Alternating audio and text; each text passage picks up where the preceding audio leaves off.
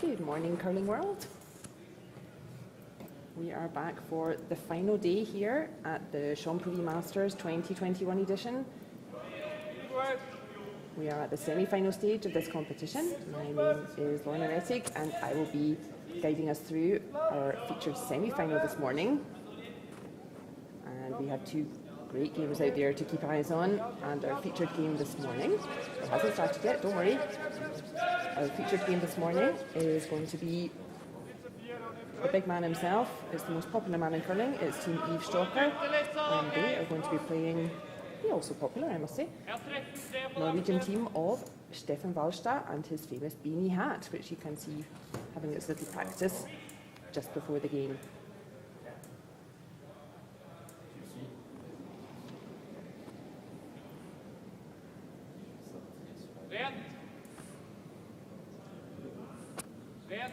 That's actually my mistake. I thought they were doing their last shot draw, but that's all done. We are in end one. As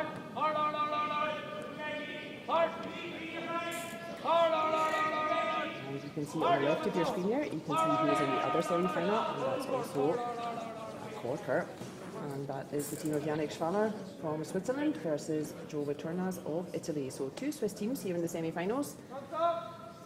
One Italian team and one Norwegian team.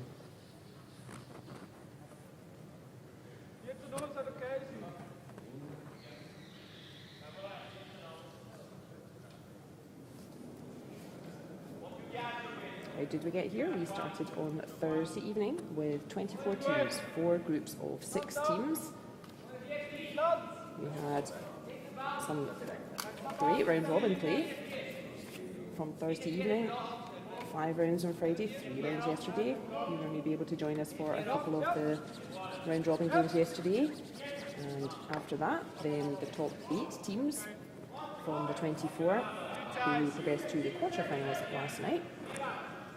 And if you were able to join us last night, you would have seen a real super encounter between Team Yannick Schwaller and Team Sergei Glukov from Russia. That went to an extra end.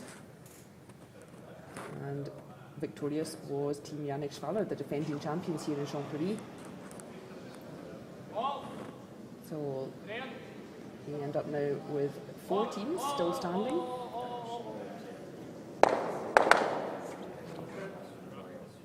The 2 winners here, they will progress to this competition's final at 12:30 European.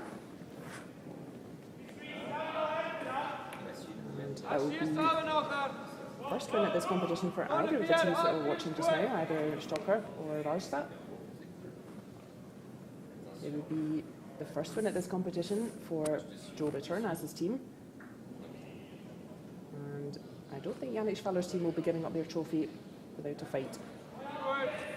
So I think any one of these 4 teams could certainly go ahead and lift the trophy later this afternoon. I think all 4 will be up for it.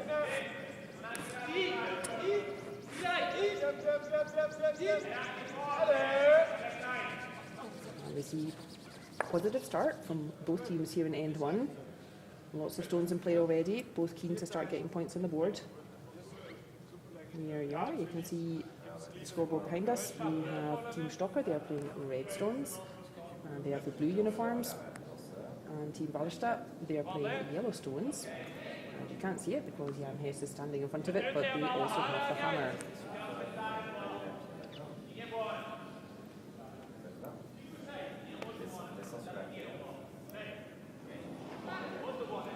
So we'll say hello to the teams in just a minute.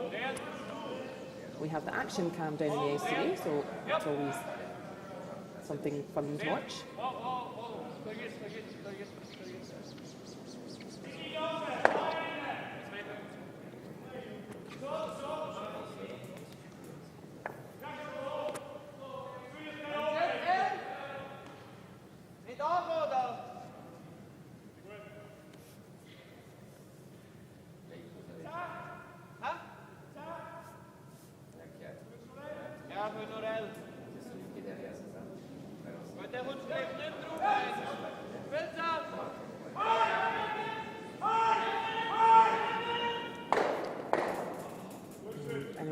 Has a big army of fans out there, so I told him to tell them to set an alarm clock to support the big guy this morning.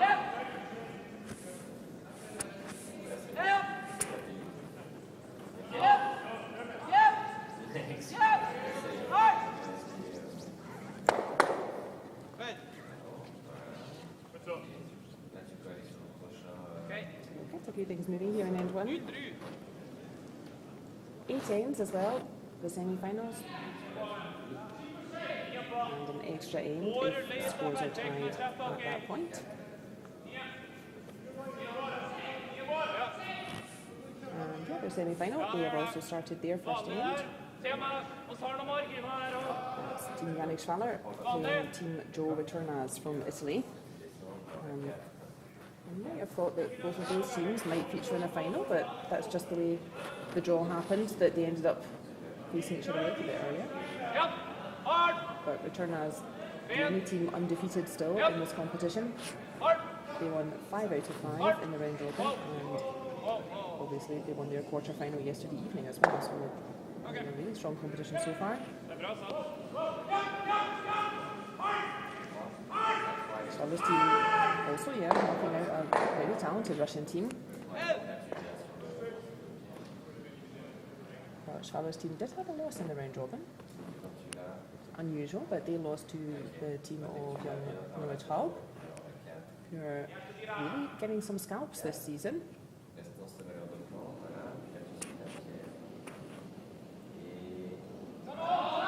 It is to be a great game over on Sheet C, and our featured game here in Sheet E.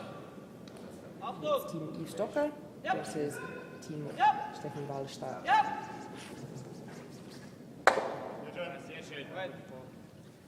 That's a nice throw from Yves. Keeping that red nice and safe there. Yellow has last stone in this first end. That's Stefan Wallstadt's team. And there were just a few yellows starting to hang around, so that cleared things up a little bit.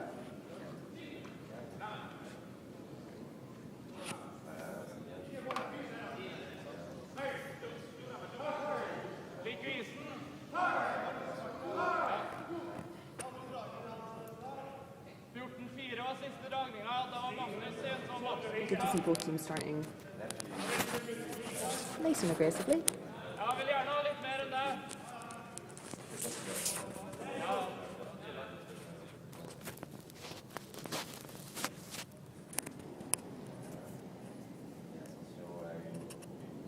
It's a long weekend of curling, as I said. We started on Thursday. All the four groups had 6 teams in them. So everybody played 5 round robin games. The quarterfinalists played last night, and for these teams out there, this is their 7th game since Thursday evening.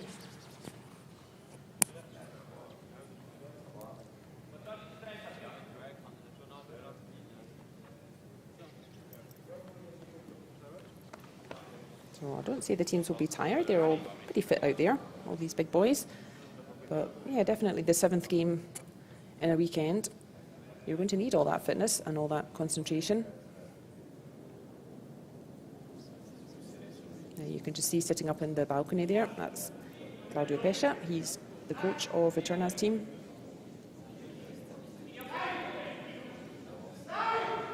Early start for him as well this morning.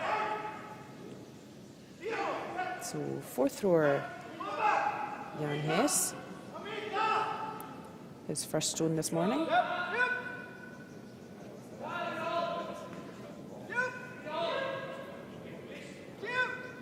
They just want to be a little bit careful here, Stalker's team. As I said, they don't have last stone, and there are a couple of yellows hanging around, but yeah, that's looking a bit happier. Difficult to do something about both those reds at the same time.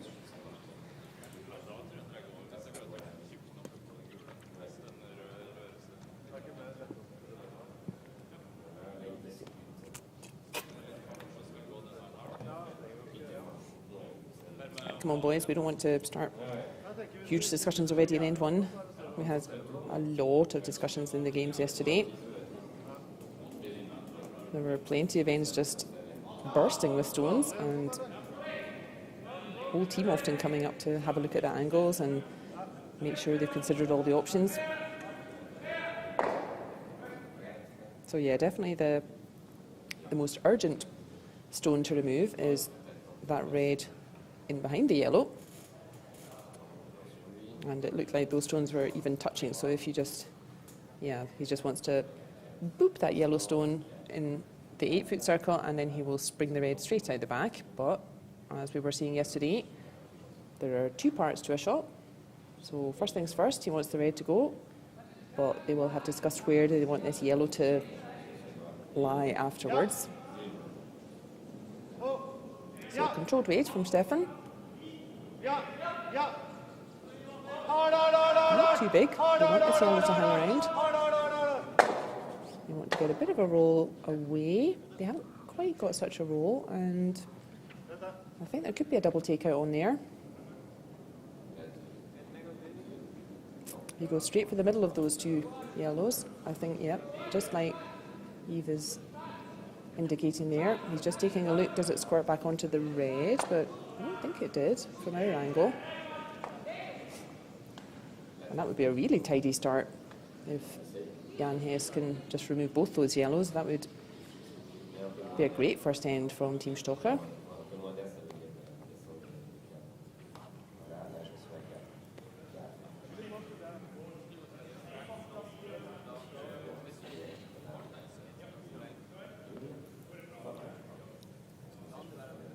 I'm just really having a look at it though. They don't want to jam onto a red and leave a yellow hanging around, give Norway maybe a chance for two.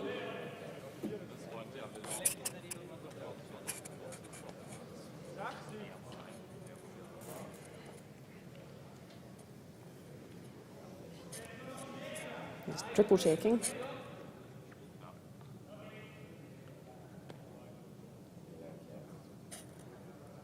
This is a well played end from Team Stocker, really bright start for them.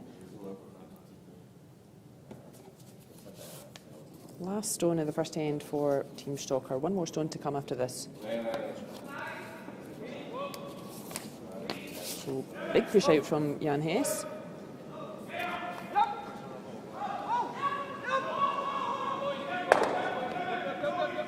And they were right enough.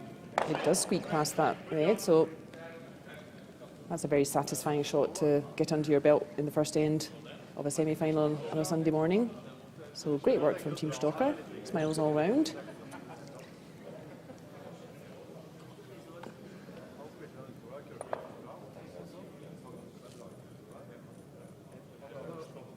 Yeah, I think Norway doesn't have a lot of choice about this. There's no shot really, I don't think, to try to remove all three red stones, and I think this is the mature decision, is to just accept that, okay, we had a couple of loose shots that end.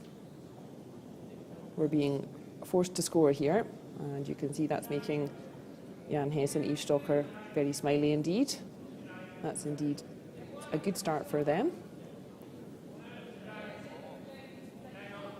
So if anything, Team Stocker on paper might be a little bit the outsider in these semi-finals. So as I said, Joe Waternas, they finished top of the pile after the round robin. They were first ranked out of 24.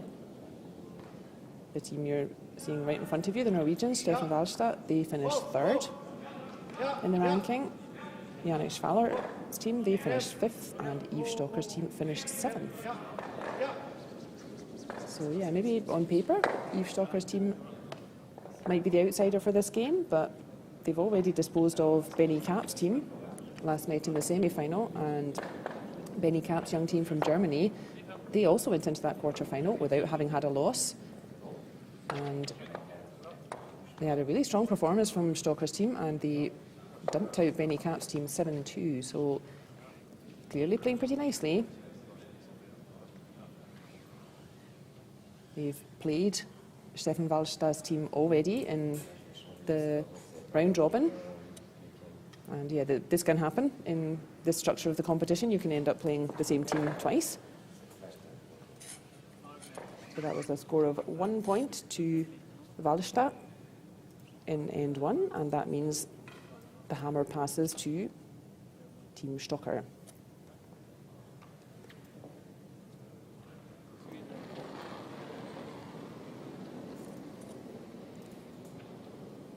So now's a good opportunity to just introduce our teams properly.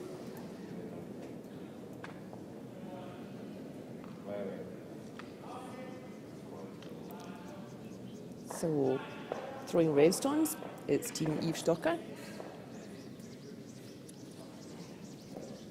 And 4th thrower for Team Stocker is Jan Hess.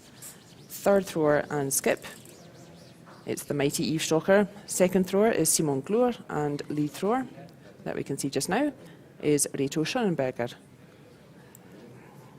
For the Norwegians, Team Stefan Wallstad, skip and 4th thrower is Stefan Wallstad. 3rd thrower is Torger Nergård. 2nd thrower Marcus Højberg, and lead thrower Magnus Vorberg. So the Wallstad team, yeah, they've been around for a few years now, familiar names. And certainly in Swiss curling, Team Stocker, they've come through junior curling, a lot of success at junior curling, and starting to make a name for themselves now in the men's tour.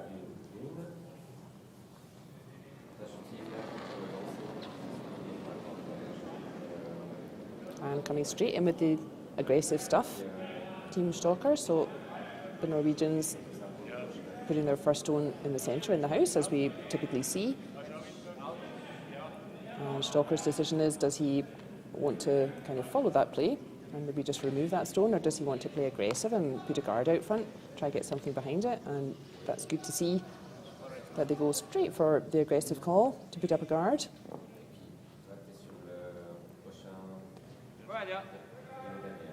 And already calling for a bit of a tick shot. He wants to just move that yellow away from the centre line. It's still protected by free guard zone, so it can't go out of play.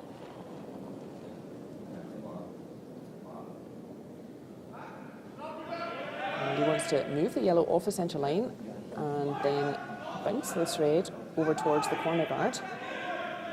And it looks like they're sweeping for line to try to keep it a little bit straighter, but this looks like a great try.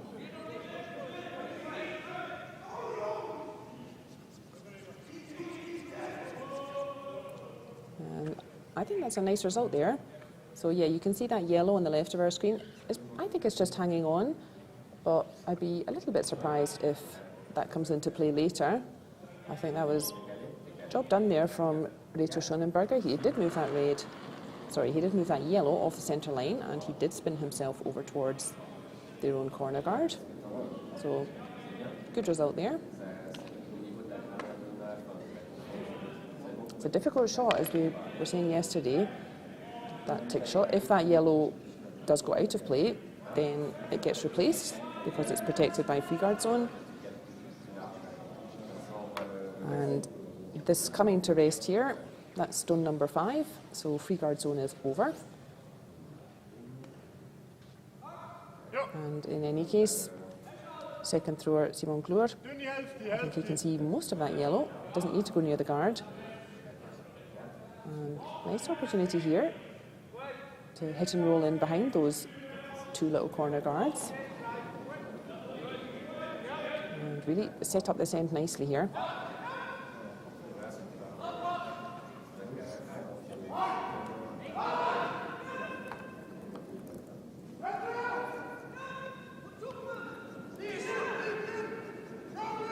This sounds pretty accurate.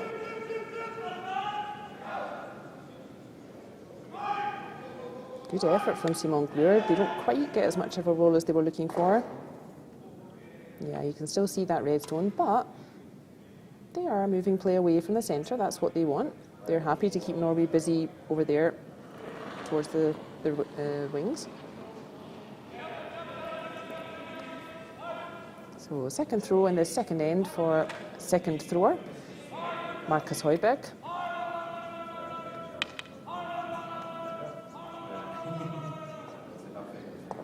When he gets a wee bit lucky with that. That was over curling that stone, but just takes a happy little deflection and gets a result still. But yeah, that does leave an empty house.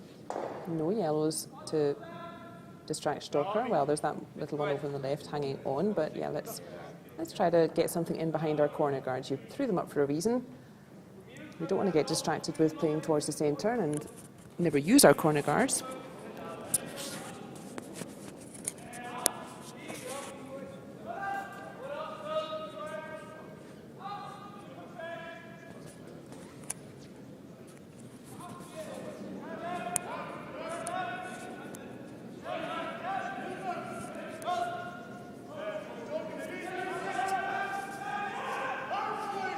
Oh, this looks nice.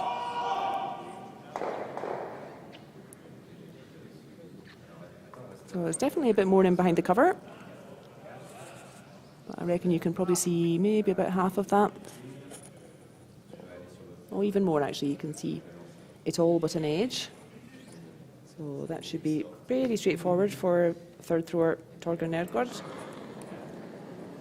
The familiar face of Torgeir, who for a long time played with Thomas Ulsrud, very successful Norwegian team, and now bringing all that experience to Stefan Wallstad's rink. And they've caught the guard again, and this time they're not going to get away with it. So it looks like there's quite a lot of curl going in that direction, away from the centre line. The ice has looked really nice from where we've been sitting up here in commentary.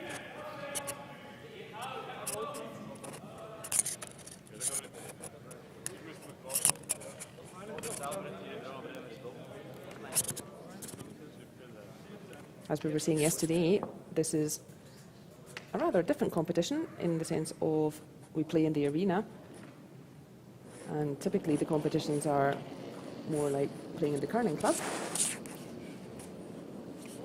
And yeah, just the different air conditions, the different air currents in the arena can cause different ice conditions, and it can take a little while to get used to it.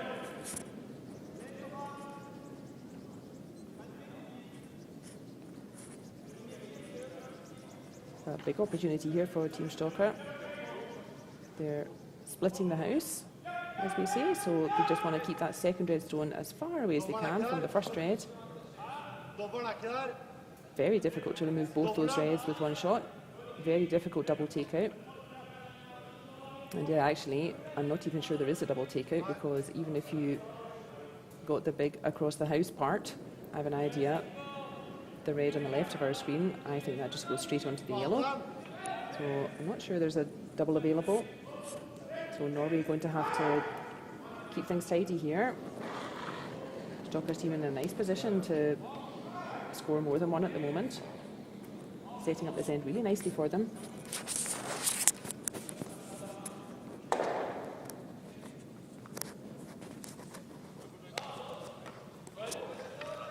So job done from Torgeir Nergård, but that yellow will be open.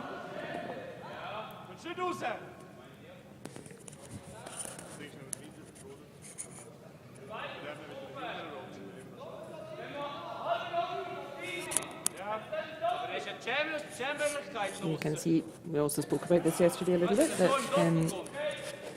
it doesn't have to be the skip who also throws fourth stones. Oftentimes it is, and indeed Stefan Wallstad, he skips and throws fourth for the Norwegian team. But particularly in some of the younger teams, you quite often see this splitting of responsibility. It's not always the best strategist who is best at throwing fourth, and indeed it's Yves Stocker in our picture. He's the strategist. He's the one calling the game. And he throws third rocks. And it's Jan Hess, who's the vice skip, who's holding the brush just now. He's the one that throws fourth. And that's a great effort from Stocker. I think that red's fully in behind that corner guard now. Not quite, but again, those reds miles apart. Very difficult to hit the pair of them. And Norway really relying on a mistake at the moment from Stocker's team, otherwise they are going to give up two.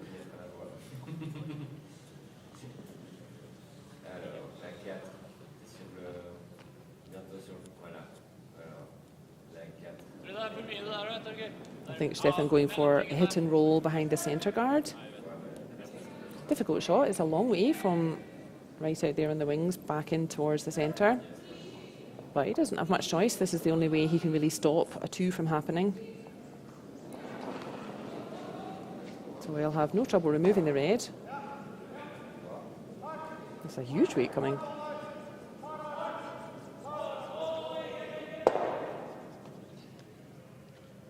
And he does get a bit of a roll, but it's not going to be enough. So this should be a fairly straightforward effort for Jan Hess, fourth thrower in Team Stocker.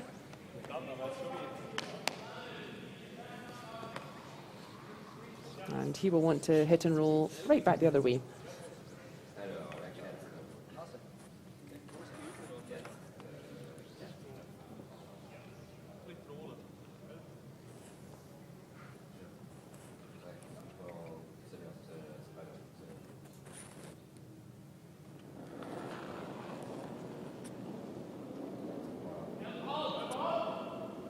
Slower weight from Jan Hess. They want to really make sure they control the direction with the sweeping.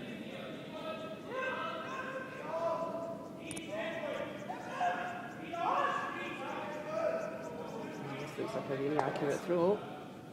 Yeah, again, doesn't quite get the roll, but still plenty of distance between those two reds. So now Stefan has a choice. He can either go for a similar shot that he tried before. I think the roll behind centre and the roll behind cover would be a little bit easier this time, or he's nothing to lose by going for the double.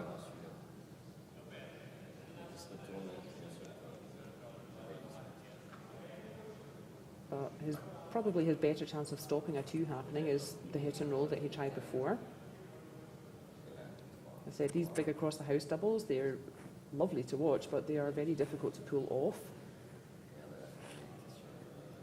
So for me, I think maybe the better idea is to try the same again. Exactly. Just hit and roll off that red. It's not such a big roll this time. Jan Hess didn't quite find the roll back out towards the wings. So maybe a little bit more makeable, let's say.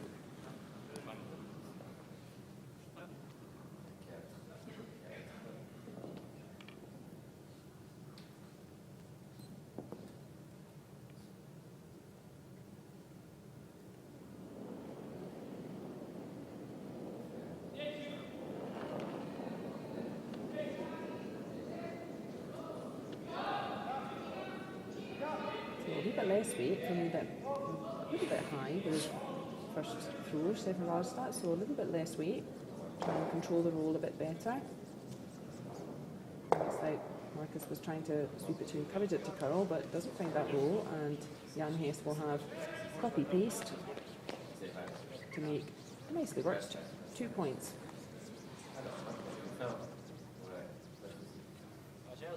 So you've done the hard bit, boys.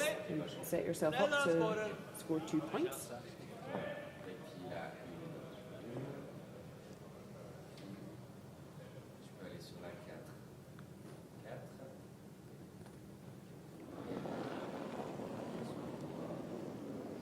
You're not going to get a much better chance to score 2 points at this level.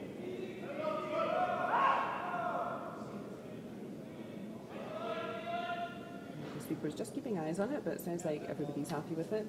And look, that's just coming in just perfect. Really nicely worked from Team Stocker. Just that one miss on when Torgeir Nergård just caught the guard and didn't quite redirect nicely for them that time. And immediately taking advantage of that. And there we see that confirmed. That's a nice big score of 2 to Team Stocker in the second end, and they lead 2 points to 1.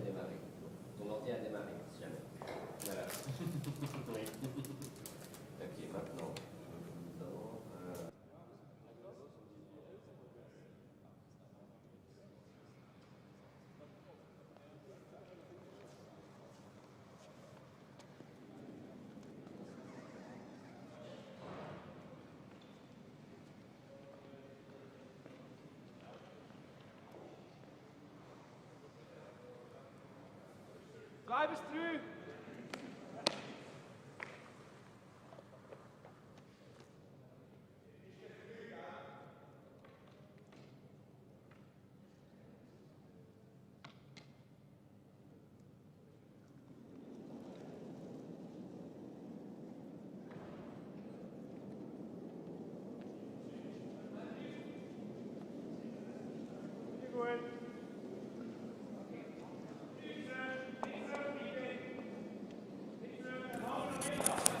So if you're just joining us, we are in the third end of semi-final here at the Curling Masters in Champéry 2021 edition. You are watching Team Yves Stocker from Switzerland versus Team Stefan Wallstadt from Norway. Over on our other semi-final, we have a big encounter over there as well. That's Team Yannick Schwaller playing Team Joe Viturnaz of Italy. And also a tight affair, as we would expect at this stage in the competition. And Joel's team 1-0 ahead of Schwaller. And here in our game, really solid, well played end in end 2. Picked up 2 points for Yves Stocker's team, and they lead 2 points to 1. Our 2 winners from the semi-finals this morning, they will play again in the final. That will be at 12:30 European time.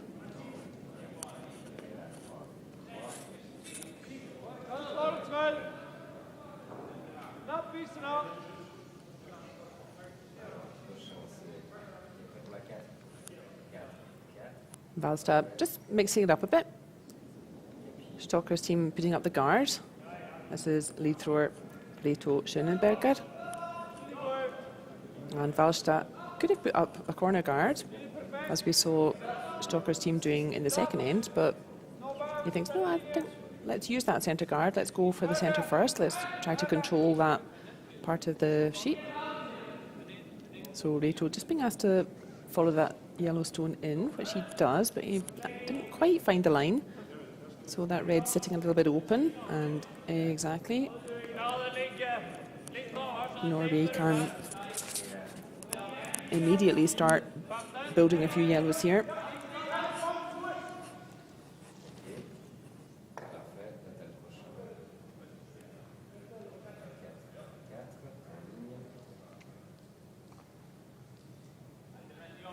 This is Magnus Folberg, the lead thrower for Norway.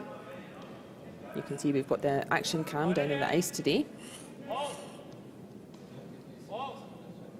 so we can get some nice close-ups of the deliveries and the sweepers and so on. That's a bit of a mistake from Magnus. Yeah, he just either overthrew that, it was either a bit too heavy, or he was maybe a little bit wide when he released it, because yeah, you can see Magnus looking a bit disappointed with that one. Yeah, that red's still hanging around, and his own yellow squirted out, so that's definitely a bit of a mistake from Norway's perspective, and that gives Simon Glur a chance to put a bit of pressure back on. Norway with last stone in end 3 here. All the games are 8 ends, and an extra end if needed. So this looks good. Really nice from Simon Glur. And why is that a good shot? You might look at that and say, but that red doesn't really do anything. it didn't beat the yellow and it's just sitting in the front ring. But yeah, you can see how dangerous that is. If Stalker's team now plays onto that red, then the little yellow behind it is looking a bit vulnerable, and that could squirt straight out. So that's why that's a nice shot.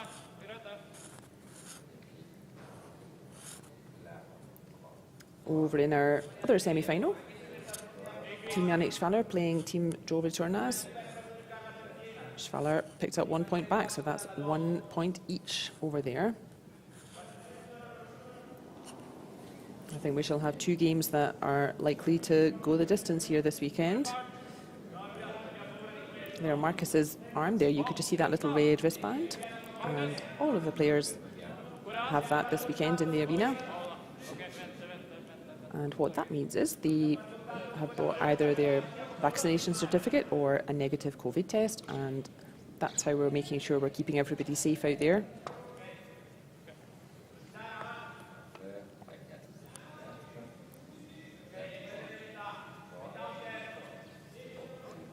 So that's nice from Marcus Heuberg.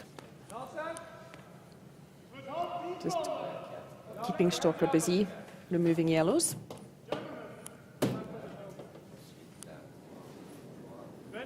He didn't quite find the angle that I think he was looking for. I think, yeah, we can remove that yellow.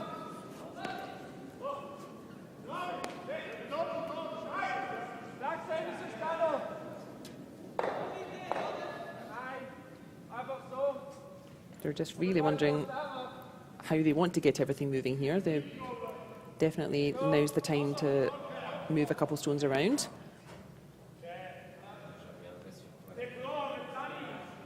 But do you want to drive that centre guard back, or do you want to maybe use that yellow that Marcus Heuberg just threw?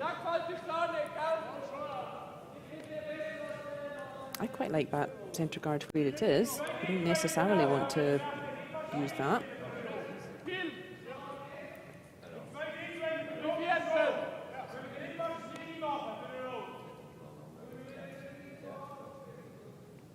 But these boys are more experienced than me, and that's the shot they've chosen. Second thrower, Simon Bleuer. In this third end, he sounds pretty accurate. Yeah, nice throw from Simon. Keeps his centre guard out front. Two reds are lying, and that really neutralised that nice little setup that Norway was putting together in the front rings. Nice start here from Team Stalker. They're really on their game this morning. But yeah, this Norwegian team, quite tough to get past. They finished third overall in the table. They've had a very solid weekend, and yeah, lots of experience in that team. Not easy to knock this team out of the competition.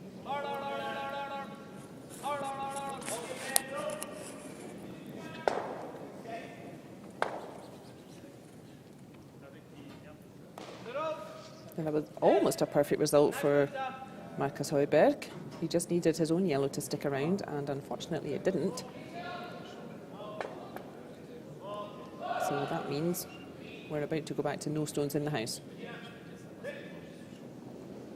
And a blank end at this point, not a terrible result for Norway. We watched Yannick Schwaller deliberately play for a blank in the third end yesterday. And what he would be thinking of is trying to control last stone in the even ends, so that when we get to the final end, in end 8, then Yannick Schwaller expected to have the last stone then. So yeah, even if Norway ends up with a blank here, they would retain last stone going into the fourth end. And that's not at all a bad result for them.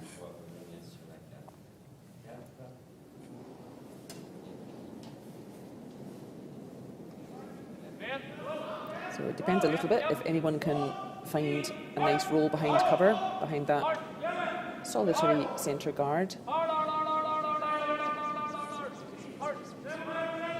Torker's certainly going to roll, but I think he's going to roll way beyond the guard, certainly. Is it going to hang around? It's not.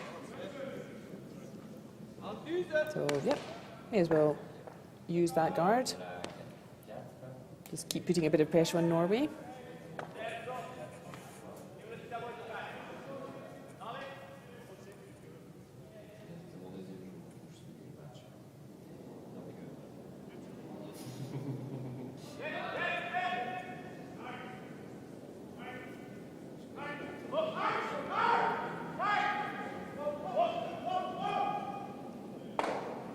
So some target practice for the big guy.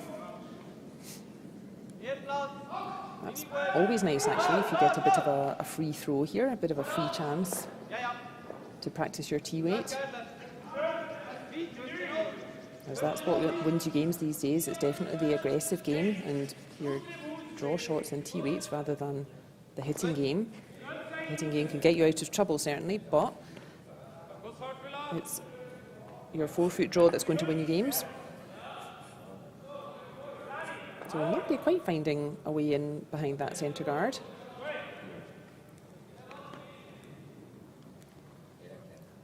Not sure what weight Stefan's called, whether he is maybe trying to roll the other way and just keep Jan Hess away from the centre, actually.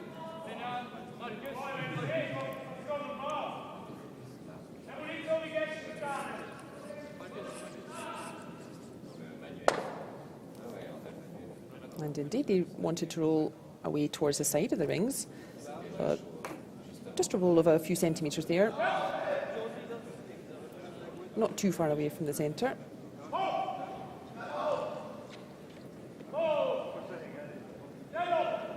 And fourth thrower Eve Hess definitely has a chance to get a hit and roll now.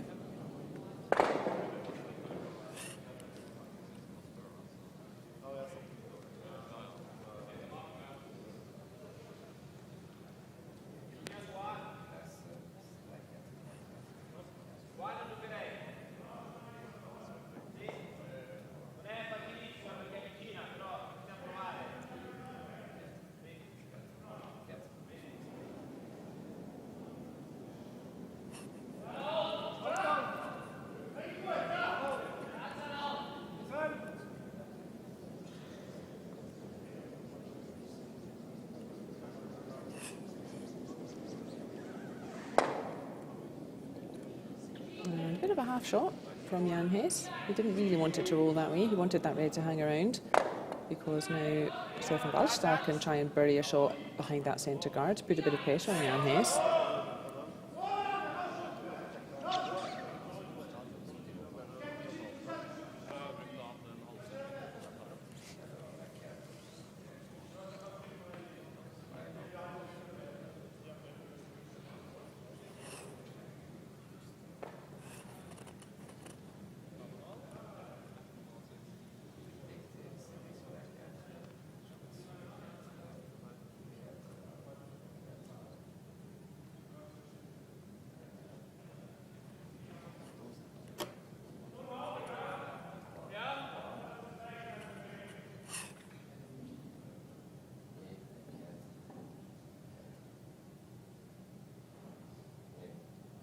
Now it's Stefan Wallstadt's turn to have a bit of a free throw to practice his T-weight.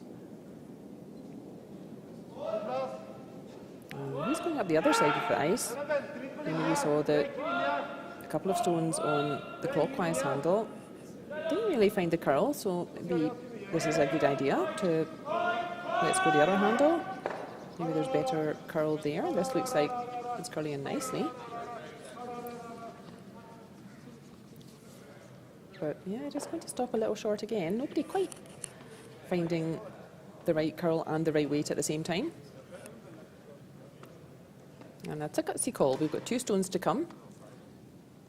One for Team Stocker, one for Team Wallstadt. And that's a gutsy call to say, all right, I'm going to ignore that yellow and I'm going to put a red in behind everything and put pressure on Wallstadt. Of course, the other option was to simply remove that yellow. But then almost certainly Stefan Wallstadt would go for a blank end. But the risk with this shot is if this shot doesn't quite work, if he leaves a little piece of red showing, they may set Norway up for having a shot for 2.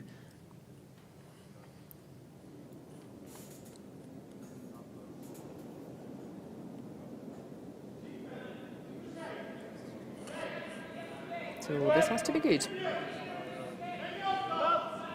But this shows good courage, as I said. If they just remove the yellow, there was a high chance of a blank end coming. But both sweepers standing way off that. I don't like the look of this one at all.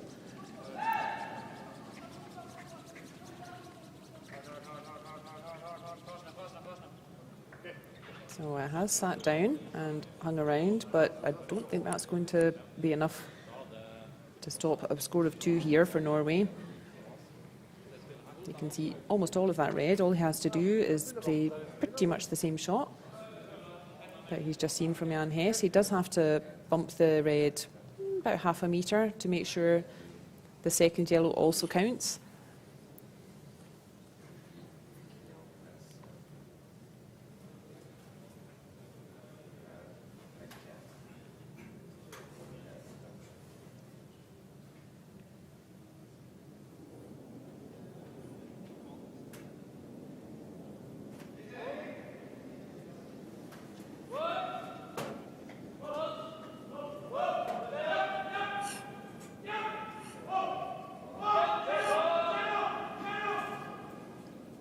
So again, not going to get many more better opportunities to make 2 points here. Stefan Wallstadt, this is a very makeable shot.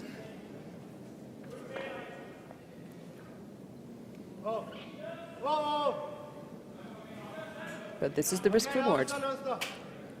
Stocker's team didn't want to give them a fairly easy blank end, but they needed to be accurate with their draw shot. And this is the risk reward, is that if you're not completely accurate, then boop. 2 yellows scored straight back, so a little bit out of nothing. A skips 2 there for Stefan Wallstadt. And 2 points straight back here in end 3 in our semi-final in Champéry.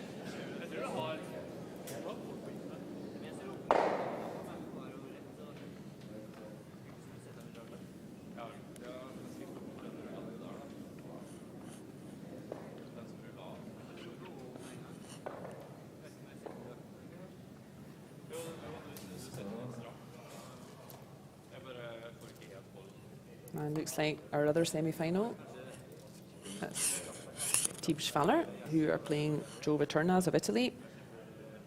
There you can just see that scoreboard on sheet C over there. And looks like they have concluded their third end. And we'll update that as soon as we can.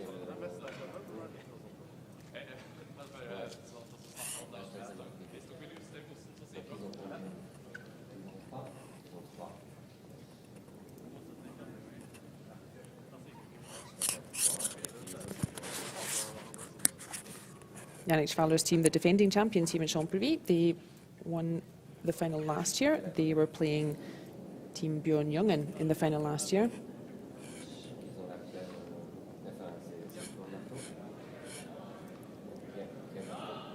And Team Jungen, they played this weekend as well. They didn't have quite such a successful weekend as last year. They finished up 14th in the ranking, so just about solid middle of the table.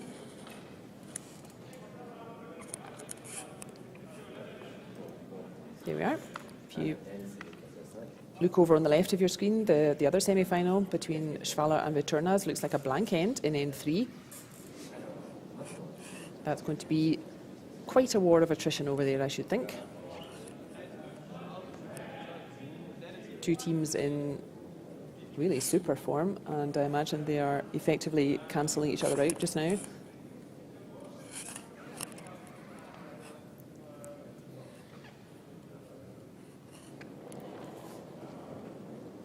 Twos exchanged here in our featured game, our featured semi-final in Champéry. Team Stocker against Team Wallstadt. And looks like Team Stocker are again aiming to grab a 2 straight back. We're in end 4, so getting towards halfway.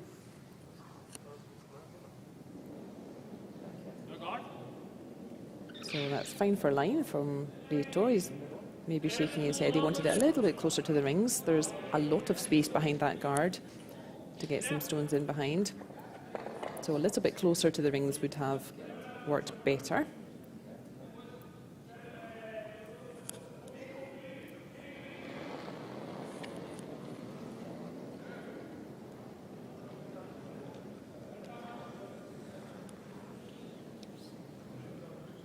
both of our teams in our featured semi-final here, well, we could say neither have won this competition before. So whoever gets to the final will have the chance to put their name on the trophy for the first time. That's a nice couple of stones from Magnus Forberg.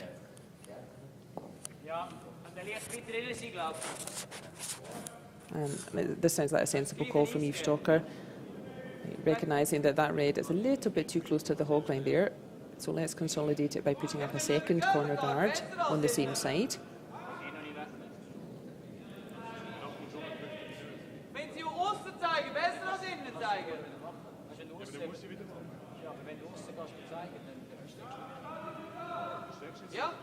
Not quite sure what's the decision here. Not quite sure why we're not getting on with it.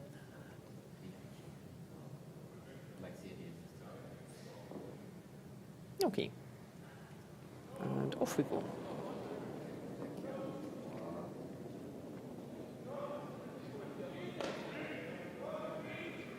So same idea for Reto Schönenberger, but he just wants to place this a little bit closer to the house. But yeah, you can see Simon Glure again standing quite far off it.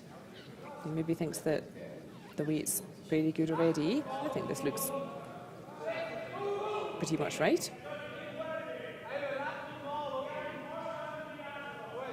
So better weight that time. He maybe wanted a little bit more curl, but having a double guard, that should help them set something up for this fourth end.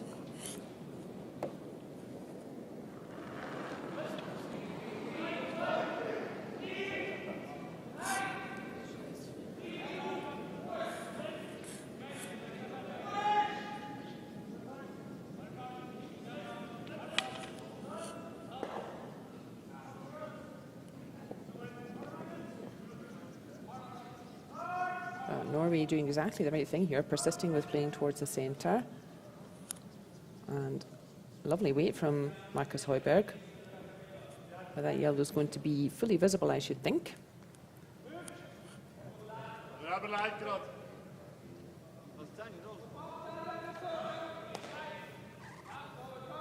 And yeah, we've seen this decision point many times already this weekend. We have two corner guards. We have three opposition stones on the centre.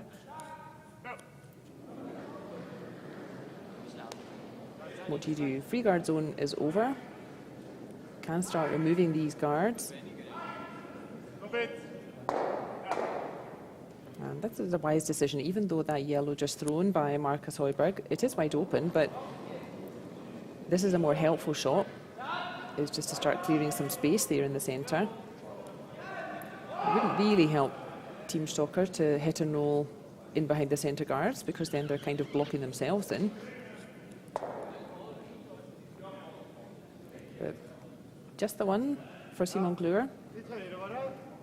He's maybe a little bit disappointed with that. Certainly the stones were close enough together that it was a makeable shot to pick out two of them. And yeah, meanwhile, Norway are going to just persist with putting more stones and junking up the centre line.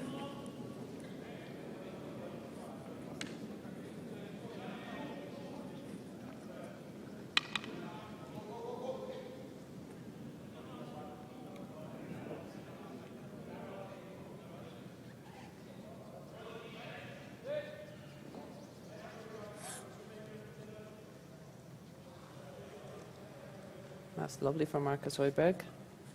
And yeah, same thing again. There's no advantage really to going for the short yellow at this point on the 4-foot circle.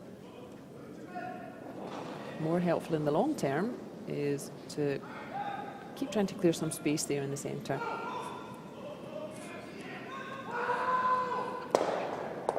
He's got it this time. Wowzers, look at that. And the little crowd who have got up early this morning to come and see the semi-finals, very impressed with that. Respectful round of applause for that shot from Simon Glure. So he does leave that red out front, but really nice stuff to remove all the yellow guards, and just as a bonus, nix the yellow out of the 4-foot as well. So super shot from Simon Glure there.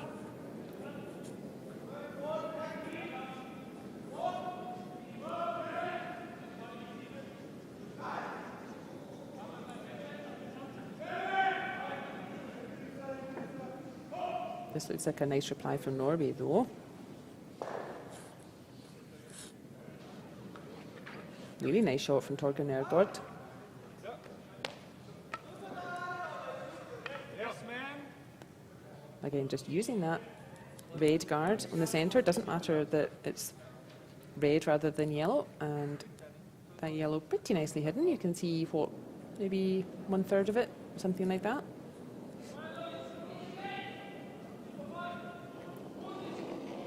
The Stalkers team with last stone, they do need to do something about that yellow before they can score.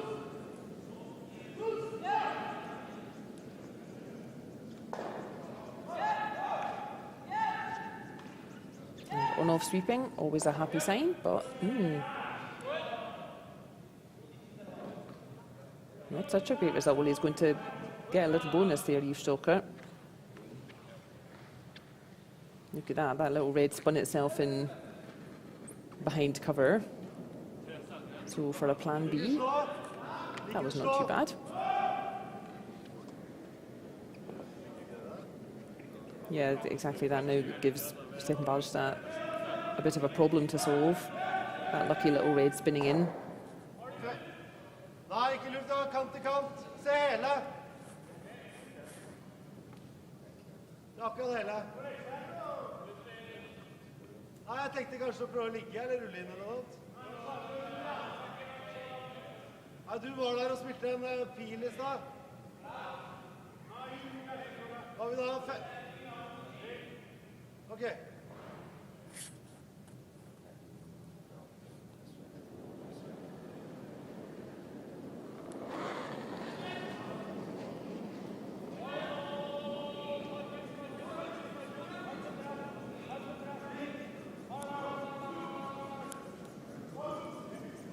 Big weight coming here. Yeah, that was maybe more difficult than it looked, that shot actually. That wasn't so straightforward to get to that red.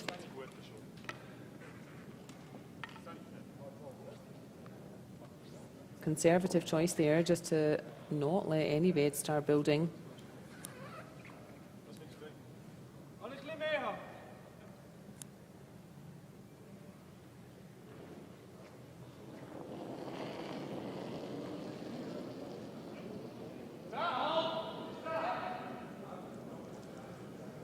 I'm always very impressed with how Yves Stalker can fold himself down into such a neat and tidy slide. He's a huge man. And he manages to fold all of his limbs into a lovely steady delivery and gets a roll away from centre.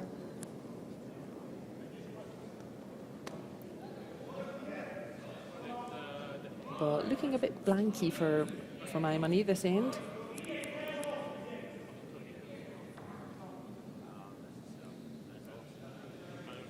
Neither team really finding a good place to hide a stone.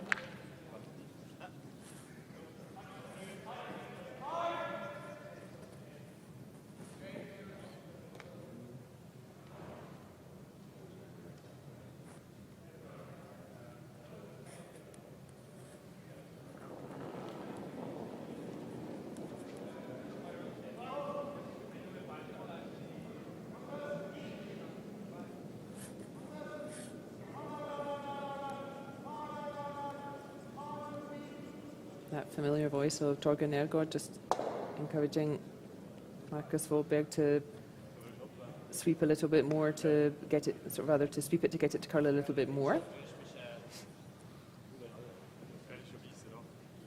So a couple choices here. That yellow is obviously wide open.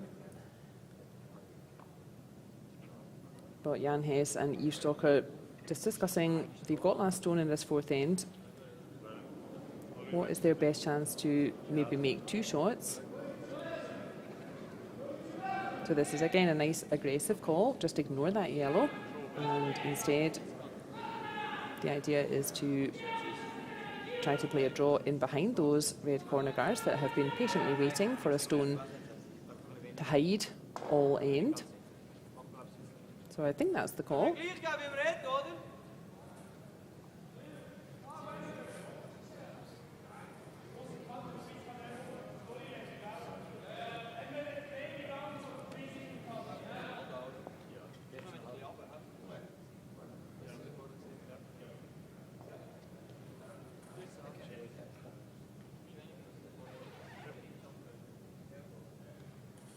So first throw in this fourth end for fourth thrower, Jan Hess.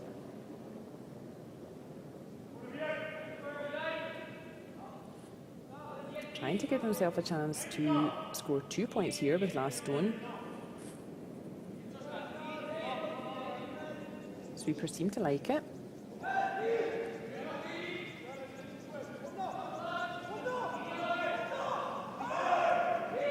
Does need a bit of help to get it in as far as possible. And looks like that's a very nice effort from Jan Hess.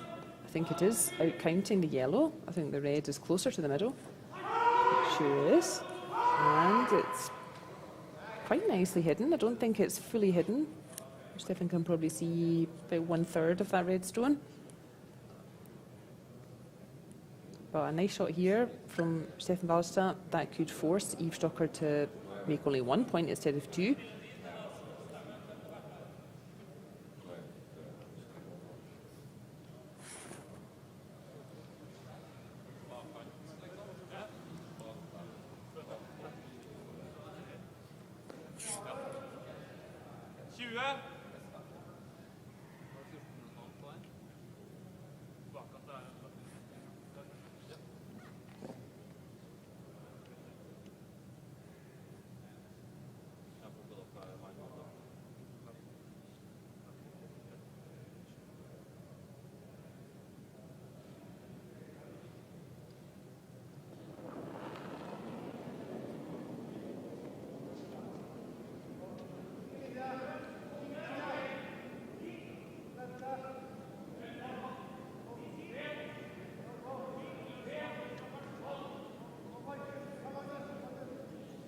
Sweepers keeping that stone company the whole way up.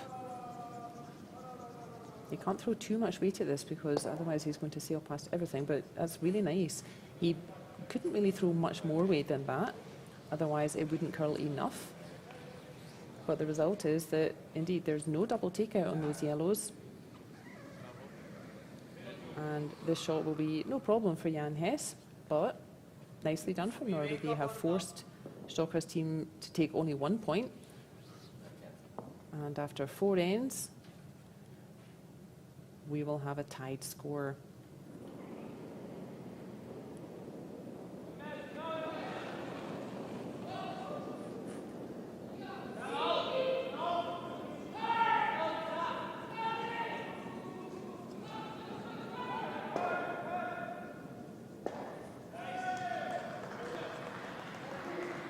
Sounds like there was a big shot in the other semi-final. I can't see it from where we are sitting, but I can see Joe Vaturnas nonchalantly making his way back up the ice, so it sounds like it was a nice shot from Joel there. And equally nice stone there from Yves Stocker's team, from Jan Hess. But yeah, a little bit disappointing though. They kind of got suckered into that end a bit, Yves Stocker's team. They may have been wiser to just remove the yellow with Jan Hess's first stone and maybe try go for the blank, because now they've given up last stone, but they've only made 1 point. So after 4 ends here, the score is tied. The score is 3 each. And just as it was at the beginning, the Norwegians have last stone.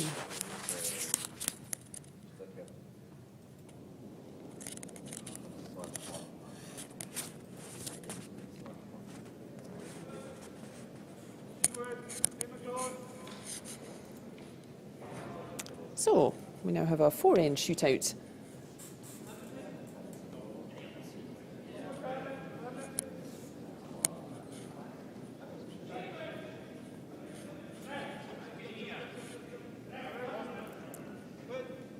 Nice shot placement for that first stone again for Rachel Schonenberger. And we've seen Wallstad do this before, that if Stocker throws up a guard, then Wallstad kind of calls his bluff and goes straight for the middle ahead of them.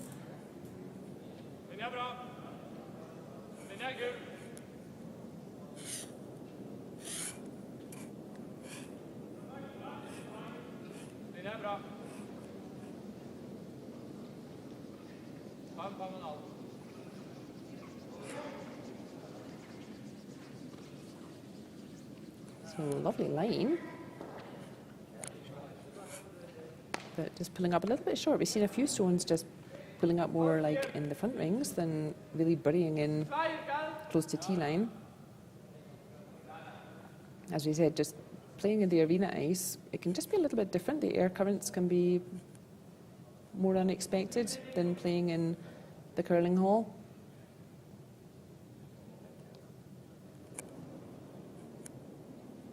I'm just wondering if that's catching the teams out a little bit this morning.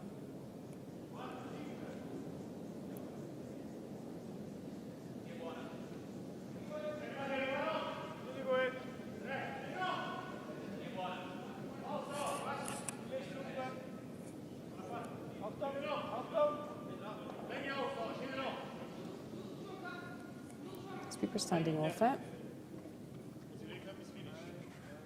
And indeed doesn't need any help for weight.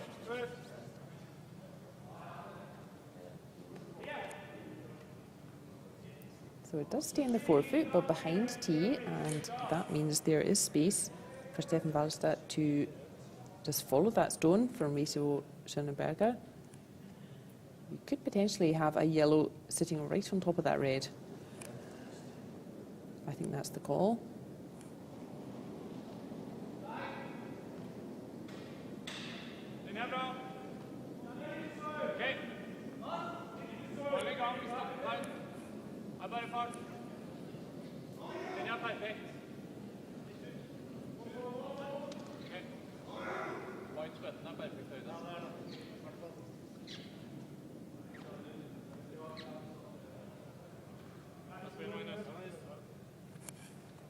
Nicely done. Nice stones there from Magnus Wahlberg. But still a little bit of space, I think, for Yves Stocker's team to put another red in on top of that.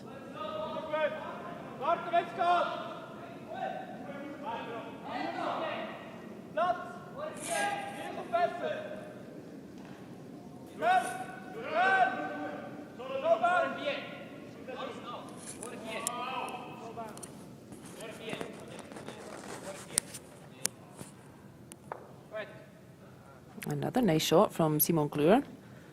We're looking a little bit like a mixed doubles end out there. Everybody drawing towards the centre. And I can now report why everybody was clapping over on the other semi-final, where Yannick Schwaller is playing Joe Viturnaz. That was a big score of 3 points for Viturnaz's team. And at the halfway stage, they lead Yannick Schwaller's team 4 points to 1. So continuing their super play, Viturnaz's team, the only team left in the competition who are unbeaten so far.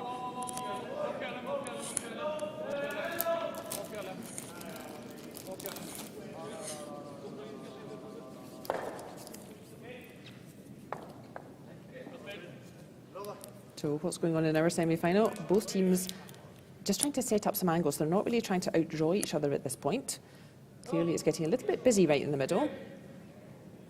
But just trying to set up some angles that then they can then move things around with a future stone.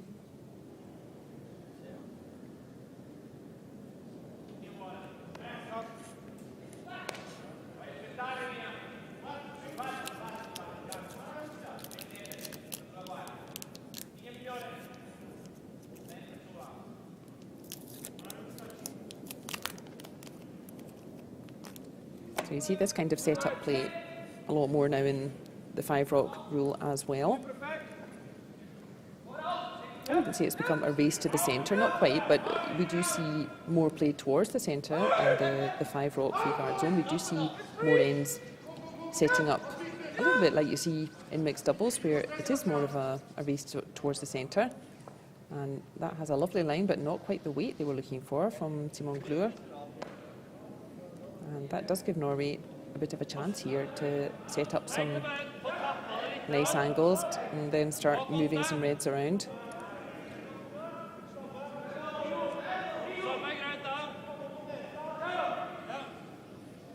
So again, just making sure we're all aligned.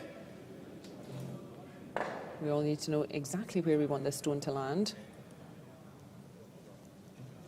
And I think he just wants to land right in front of his own yellow. And then your angles are very nicely set up to spring out both of those reds. So that could be a bit of a costly miss from Stalker's team with the previous stone.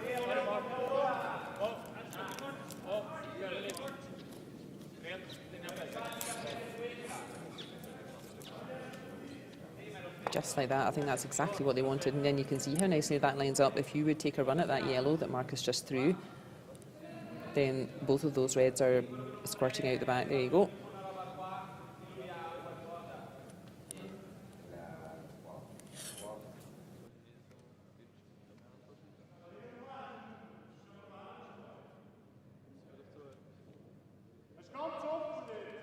Ja, ja.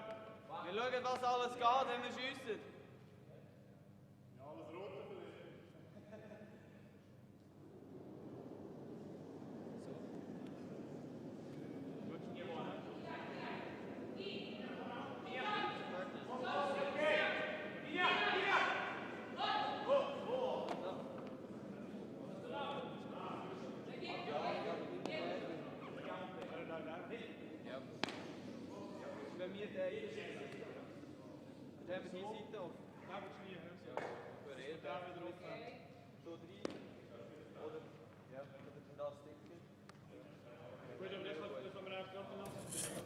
Yeah, this takes a bit of discussion.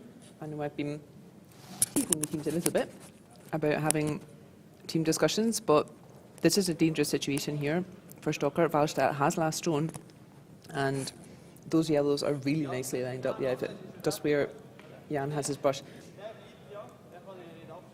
Exactly. If you really take a run at that first yellow, both the reds are going to go out, and then you're going to be lying a hatful.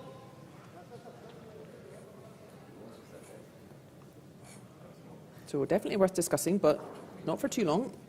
Don't lose your rhythm.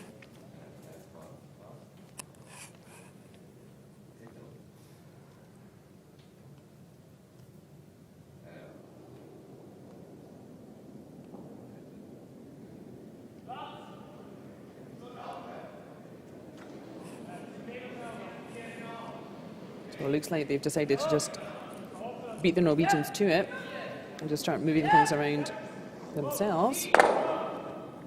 But yeah, so just like we said, both the reds do go, but importantly, the shooter from Yves Stalker, that has found a nice little place in behind cover. And he's completely cleaned out the 4 foot, so Norway are going to have to come up with something different now.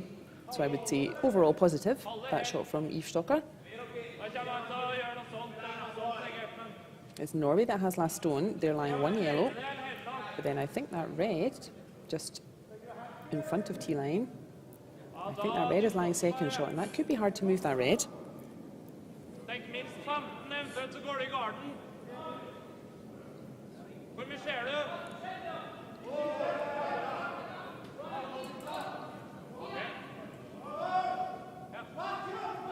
We are getting slower and slower out there.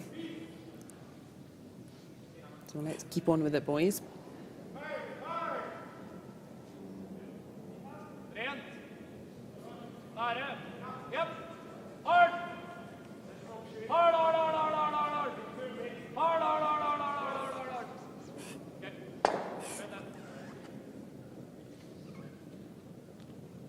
And I think that was the call from Stefan Wallstadt. I think that could be the first time this weekend that we're going to bust out another of our favourite tactics, which is if you have last stone, then removing that centre guard is rarely a bad idea. And indeed, it looks like Norway just decided they wanted to see a bit more of the house, and that guard out front not helping them. But Jan Hess immediately knows what to do.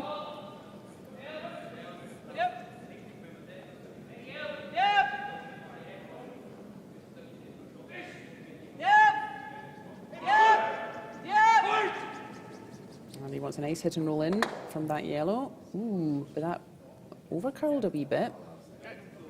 Yeah, a bit of a confused face on Yves Stalker there. So they again, I would say, yeah, overall positive result, but not quite what they were looking for. So they moved the yellow that was in the forefoot rather than the one just next to Stefan Wallstein now.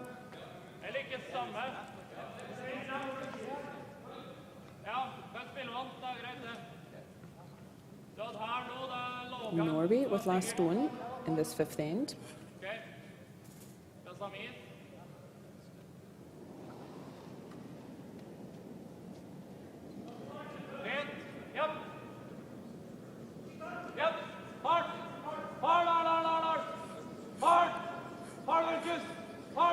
And it looks like they want to play yellow onto red, which they do. And yeah, that's found a pretty nice spot to stop there. Nice stone there from Torgeir. Yeah, you can see these yellows are starting to build up a little bit now, and there's a little red stone right behind them, but making life difficult in terms of removing them.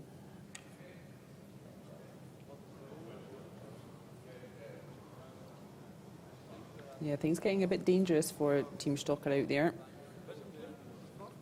Norway with last stone in this fifth end. They have had a really strong first half of the game, Yves Stocker's team, but the Norwegians just starting to put a wee bit of pressure back on now.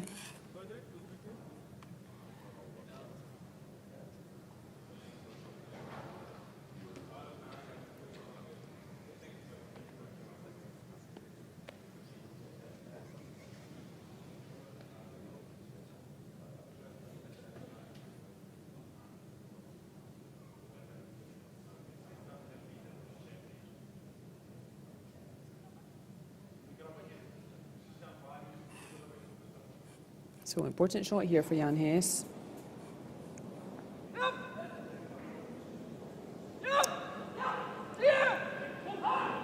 This is coming in at pace. And yeah, good try from Jan Hess, but he just catches his own red on the way out.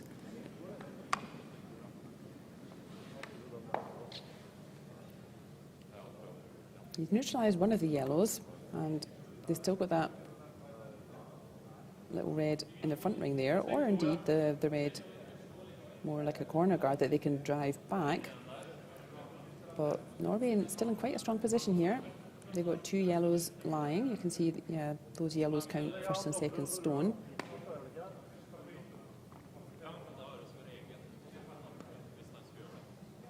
Three stones to come, two for Norway and only one left for the Swiss team.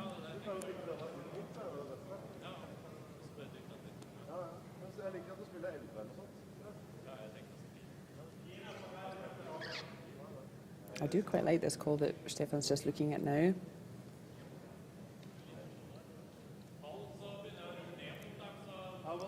If you can get rid of both of those reds, then that puts Jan Hess in a heap of trouble.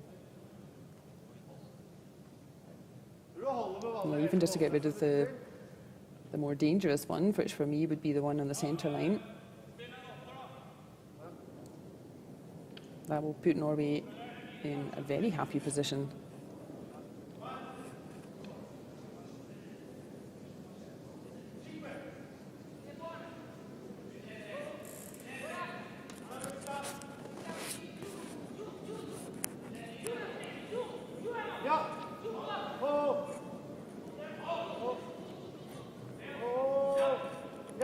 So bye-bye red. Look at that, and he's got a really nice roll just to sneak in for a third shot there. So wowzers, Jan Hess, this better be good.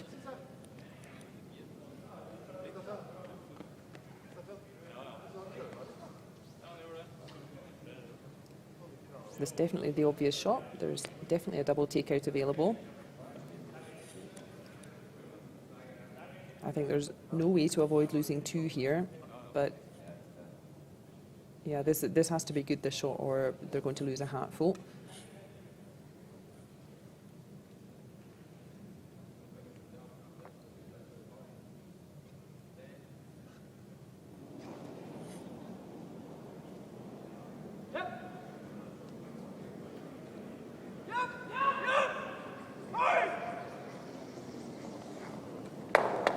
huge throw from Jan Hess, and oh, look at he just about got the whole set there. He got the double takeout. He spun himself right back round, and he's just spun back out the other side. That's a pity, but what a game saver from Jan Hess, though. Still, yeah, imagine what a shot that would have been if that red had just hung on in behind those two front stones there. That would have been a peach, but yeah, really important shot for Jan Hess to make there. I think they are going to lose 2 points in this end, but it would have been a bit of a game over if they'd lost much more than that.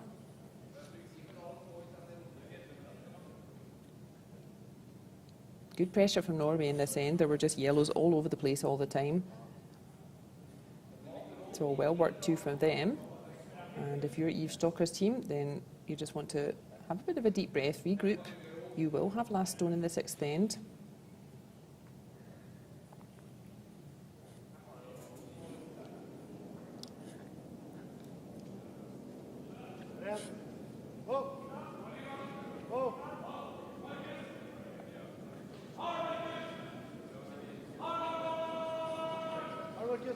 Looks like Marcus is sweeping for curl, and he is successful. So really good score of 2 points for Norway, putting a lot of pressure on Team Stocker in this 5th end. And that could be an important 2. That puts them 2 points ahead. We'll have a score of 5 points to 3.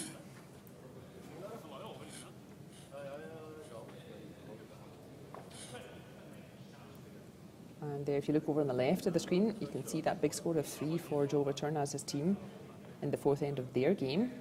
Looks like they're just concluding the 5th.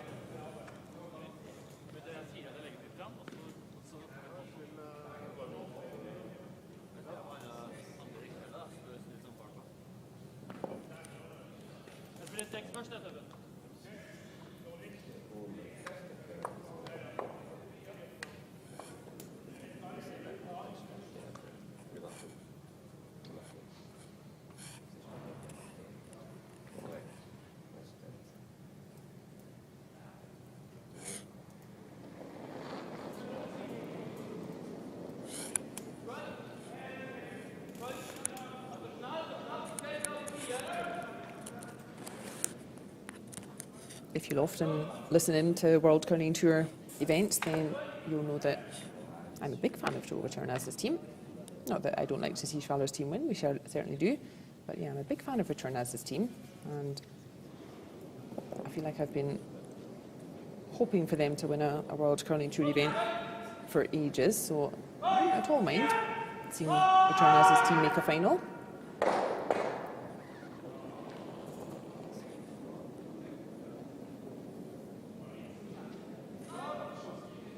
But I think, as I said, all 4 of these teams, I think, could put their name on the trophy this afternoon. So I think whichever 2 teams we end up seeing in the final, I expect that will be a good game as well. That's on at 12:30 here on World Curling Tour YouTube channel, and you can see all the scores from this weekend at worldcurlingtour.org.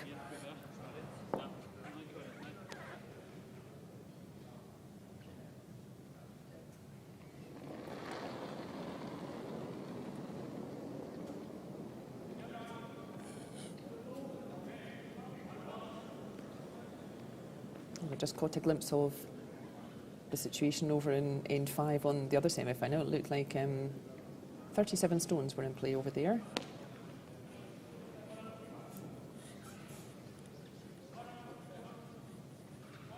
And pretty classic start in our 6th end in our featured game.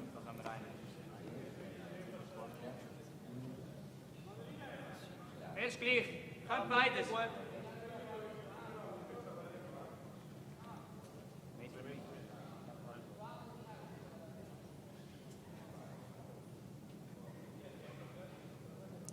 It looks like the ask from Rachel Schoenberger is to draw a shot in behind the corner guard he just threw.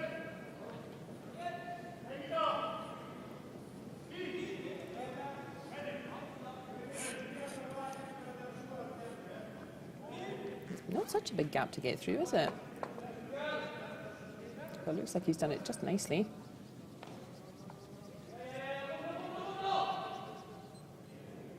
Nice stones from Rachel Schonenberger. Good setup there. Very nice.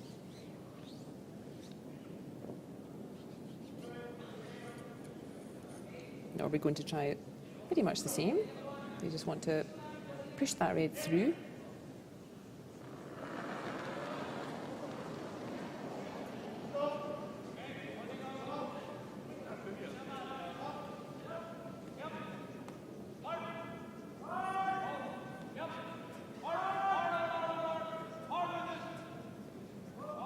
Is Marcus Højberg going to make it through the gap? He also does.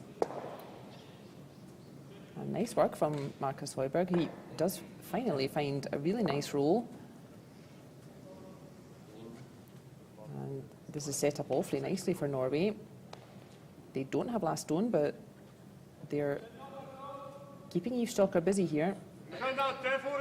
Stokker not really having the chance to build an end, to put reds in play. Too many yellows hanging around on that centre line. That was really nice work from Marcus Højberg.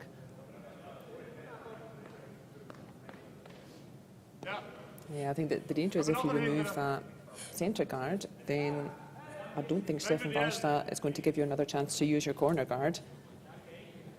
And then to score 2 points starts to become a bit difficult.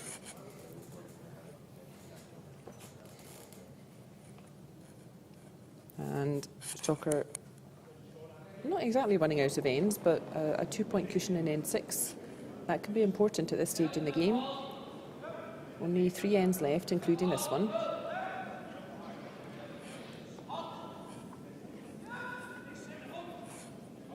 So if you're part of the massive Stokker army out there of fans, then start cheering for Team Stokker out there. They've got a bit of work to do to pull this gap back.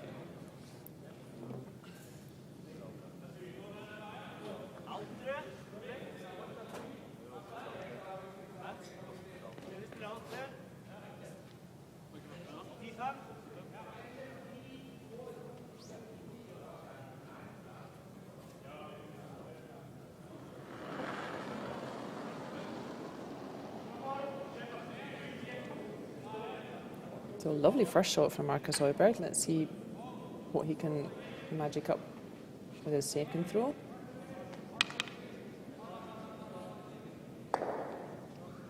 And a really nice effort again.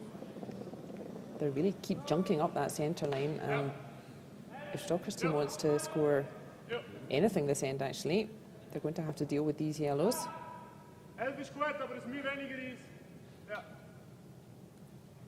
I would really like to find a nice roll with this shot. So Simon Glure will see a nice controlled weight. Important this red hangs around. He wants to give his sweepers a chance to influence the direction.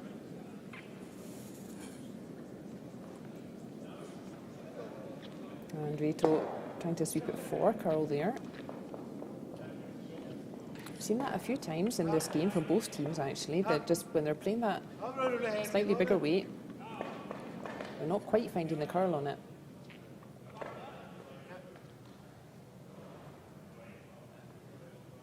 And this is sensible play from Stefan Wallstad. No reds, there's no points.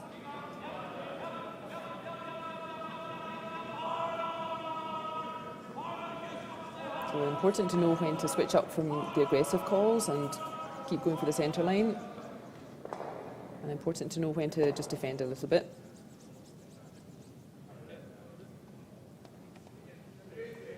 And yeah, maybe when you're up, you're up. That's found a very happy place to sit, yeah. Norway kind of unable to miss at the moment in this end. They're just constantly hitting and rolling back to the centre. Not letting Stokker's team settle, not letting Stokker's team start building any points here.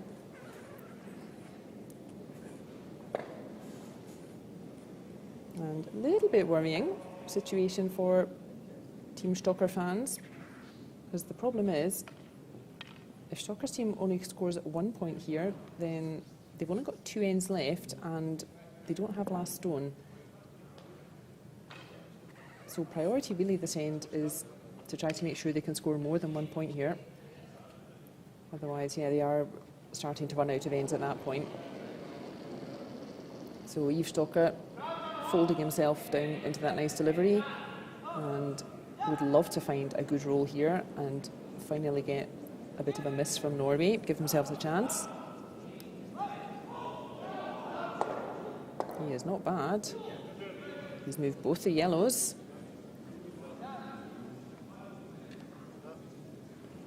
His own red is overrolled just slightly. But with that shot, they may have brought a blank end back into play, and that's not a terrible idea. Rather than scoring 1 point in this end and giving up last stone, if Stocker can get a blank end instead and hang on to last stone and maybe give himself a better chance to score 2 in the 7th end, that's a good result also.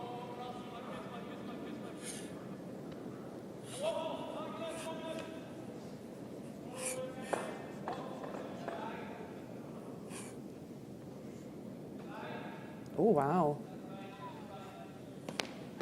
Goodness me, so that's exactly the mistake that Stocker was being patient for from Norway, and they finally got a miss from the Norwegians.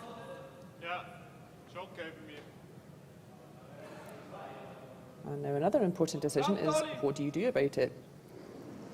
Where do you put this second red? Clearly, we want a second red now in the house to try to give ourselves a chance to score 2 at the end. But where do you put it? There were 2 ideas that Jan was talking about. One was, let's put the red right over on the other side of the house.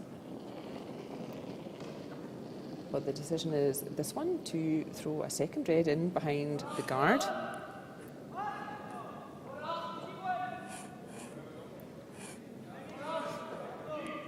Big shot here for Yves Stocker. They got the mistake from Norway, and now they need to capitalise on that. They need this shot to be good.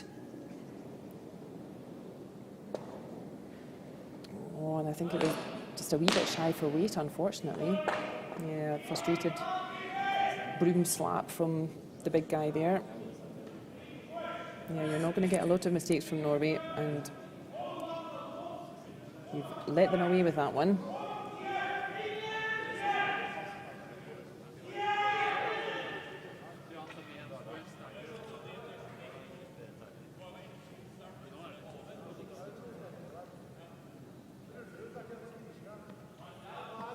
And if you're a Yannick Schwaller fan, and who isn't really, then you will be pleased to hear that, yeah, you can see it just on the left of your screen there. They picked up 1 point against Retornaz, and that score is now 4 points to 2.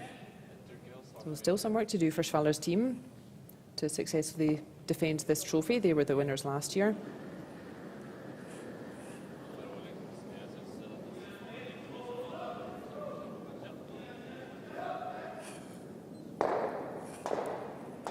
It's an attractive competition for the teams here in Champéry. Not only do we have a lovely time in Champéry, it's a really beautiful mountain village in Switzerland with its really traditional chalets and little flower baskets outside. It's really lovely. And indeed, no trouble when Torger Nergård gets a second chance at that red. So now we need a nice tidy shot here from Jan Hess to put pressure on Stefan Wallstadt. Oh, sorry, that was Stefan Wallstadt with his first stone there. But yeah, indeed, while Jan Hess is cleaning his stone and getting set up, we can see thanks to our sponsors, and they make this also a very attractive competition here in lovely Champéry. The winners of the final later today, they will pick up a prize of 11,000 Swiss francs, and the runners-up will pick up a prize of 7,000 Swiss francs. Both of our semi-finalists out there, they will be able to console themselves with a cheque for 4,000 Swiss francs. And our quarter-finalists last night, all of them, they get a prize of 2,250 francs. So really nice prizes here, and that very much helps with the team's expenses. It's not cheap to play at this level in curling. A lot of these teams are at least partially self-funded. And that really helps with the team's expenses, with travel and hotel bills, and these boys eat a lot of food. But while we were saying thanks to the sponsors, Jan Hess has indeed pulled out a really nice shot, which he needed, giving themselves a strong chance to make 2 points at this end.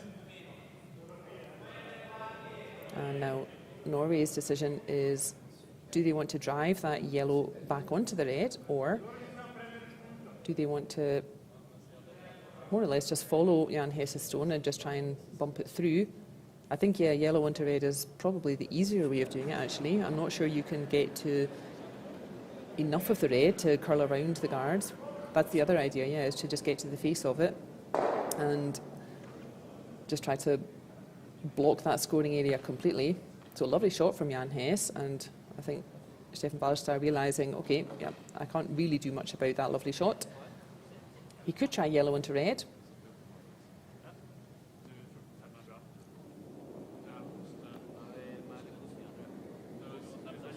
But in terms of not allowing Stoker's team to pick up 2 points, I think this is more likely to succeed. So if he just follows that stone that Jan Hess just played, then he will cut down the scoring area significantly, and Jan Hess will have to draw to the centimetre, I would say, to try to make 2. So this is a sensible call from Wallstadt and his famous beanie hat, which of course has his own Twitter account, Stefan's beanie hat. So I'm sure his hat has been enjoying its weekend as well.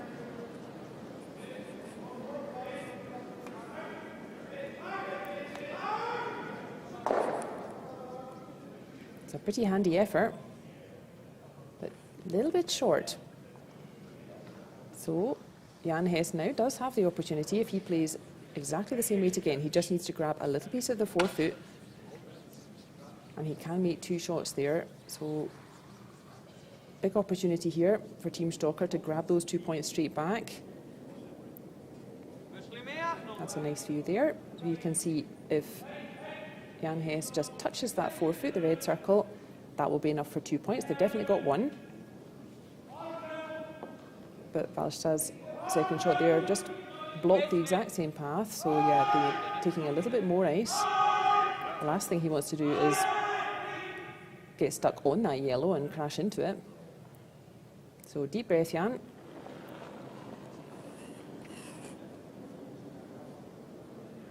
I was just looking up Jan Hess's history, his curling career, and yeah, Jan's always thrown fourth, so he's very used to this. And he's almost never skipped, interestingly, so that's his superpower, is throwing fourth, but someone else can do the strategy stuff. This looks like a great effort from Jan. Oh, bravo, sir. Great effort. Well done, yeah. Appreciative round of applause from our little crowd who got up early to watch. Yep, fist bumps all round. Great save, Jan. Important stuff there. So, phew, we are back to where we were. The scores are level, heading into the 7th end. So yeah, that's definitely worth a smile. That was nervy stuff there. So good job, Jan Hess, holding his nerve and without any backing, landing in the forefoot for 2 points.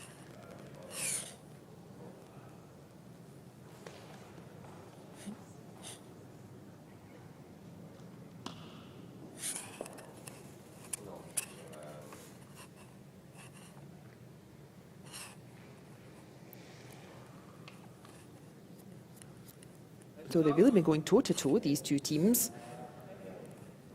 Anything you can do, we can match it. And we are again level on the score, going into the 7th end now.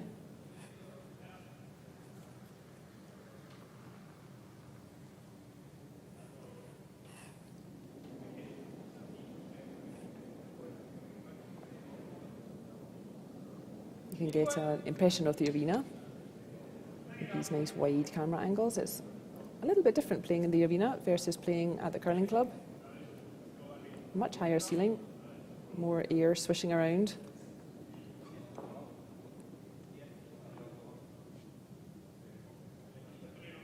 And that's just going to land in the free guard zone from Reto Schönenberger. So now what do you do? Scores are level, there we are. We can see it's 5 each. Hammer is back with Norway. Everybody's been pretty efficient with Hammer. One of the statistics that you'll see at the big competitions is called hammer efficiency, and that means when you have last stone, what do you do with it basically? Are you being effective with it and scoring points? And yeah, both teams being pretty efficient with hammer in this game. And we're now at the 7th end. Scores are level. Norway with last stone. And that's not what they wanted. Yeah, Magnus not too pleased with that one. That was supposed to be in behind the red, and instead they've just given Team Stocker another guard, which they will happily snap up.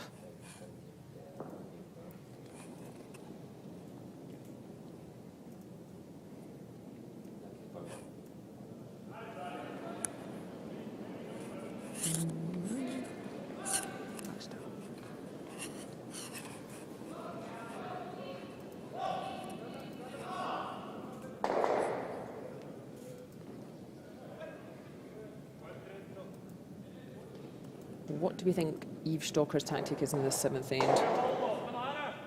He really wants to force the issue. What Stocker doesn't want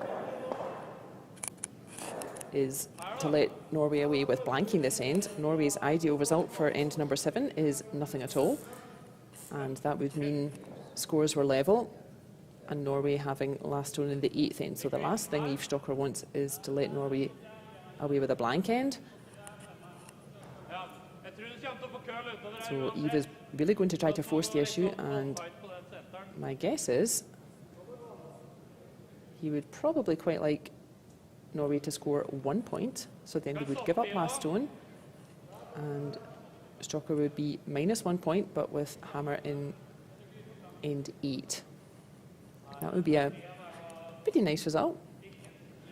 Alternatively, if Stocker could steal a point, then he would simply be in the reverse situation. Then he would be +1, but without the last stone in the 8th end. And we've seen a couple of different ways that can work out. It is the age-old question in curling is, which is the more favourable situation, +1 without hammer or -1 with hammer? And in the 4-rock rule in previous times, it was 50-50. Your chance of winning the game from either of those positions. I think if you're a Canadian curler, you simply don't believe that statistic, and they find it almost impossible to believe you can win a game without having last stone. But indeed, it was 50-50. In the 5-rock free guard zone, I'm still collecting data points for that.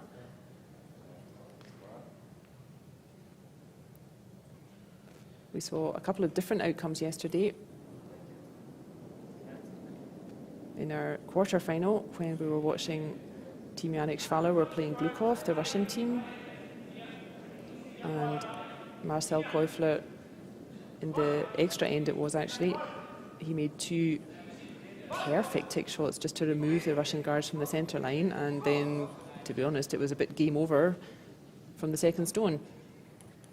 But we saw another game yesterday afternoon during the round robin where the same situation, and it was the team who didn't have last stone who ended up stealing the extra end. So still collecting data points in this 5-rock free guard zone world. A lot of pressure on the lead players in that situation. If you make those tick shots like we saw Marcel Käufler do last night, your team can just about order their beers already.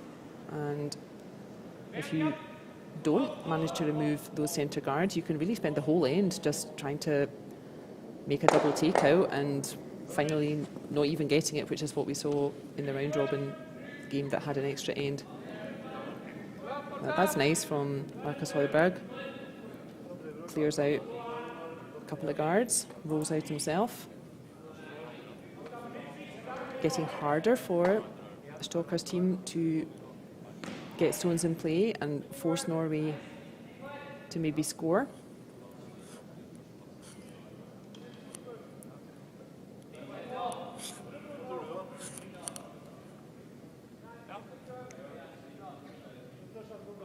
And difficult shot there from Simon Klur. He wants it to be just over the hog line. And the reason they want it quite close to the hog line like that is because there are now 1, 2, 3 stones behind it that it could potentially catch on and angle back into play or something like that. So that's why they wanted it close to the hog line. But it's always difficult to play a stone just over the hog line, but still getting it in play.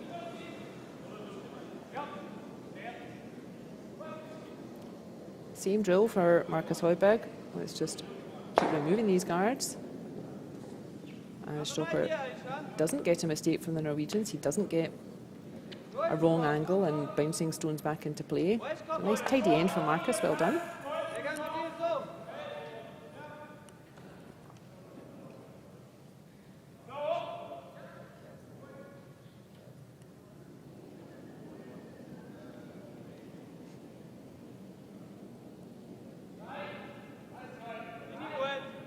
First stone in N7 for skip and third thrower Yves Stoker.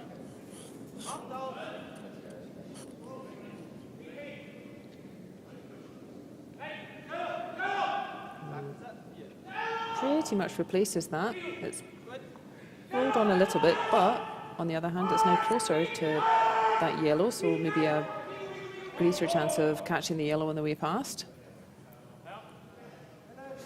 He always looks very thoughtful, Stefan, whether he's winning or losing, or, as in this case, whether he's in a very tight game out there. He always just looks like he's deep in thought.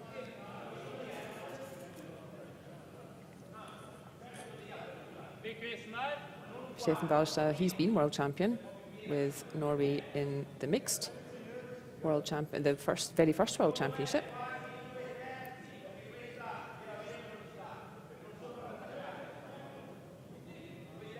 So that wasn't with his men's team here, but yeah, with the mixed team, 2 men and 2 ladies.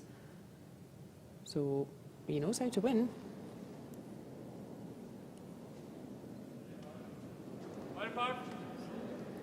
Switching it up then a little bit here. Saying, okay, maybe we'll call your bluff, Yves Stoker, and we'll go round the guards first. So this is an interesting change of tactic a bit, or maybe this was Stefan's plan all along, but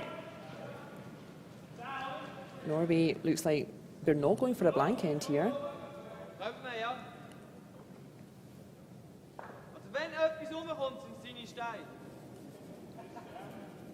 As we said, -1 is fine for Yves Stoker with this end.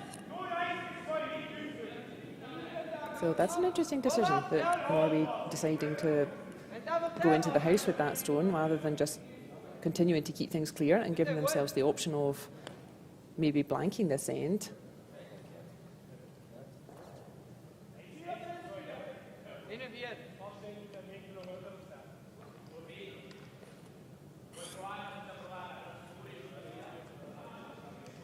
These two teams, as I said, they didn't meet in the round robin. That was all the way back on Thursday evening.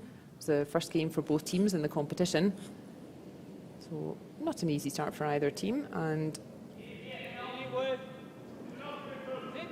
that was a win for Team Valstad on Thursday evening. That was a score of 7-4. Very similar game like we're seeing actually out here. But a big score of 4 points in the 7th end to Team Valstad, which kind of made the difference. So they will be wanting no repeat of that out there. Valstad does have last stone. And yeah, an opportunity to find a hit or no behind cover here. You need to be careful, Stoker.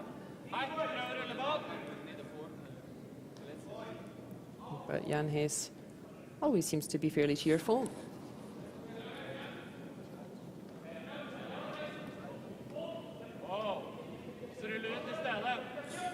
Maybe that's why he's very comfortable throwing fourth, is that he doesn't really feel, the pressure doesn't get to him. He maybe doesn't feel too much pressure and stress out there.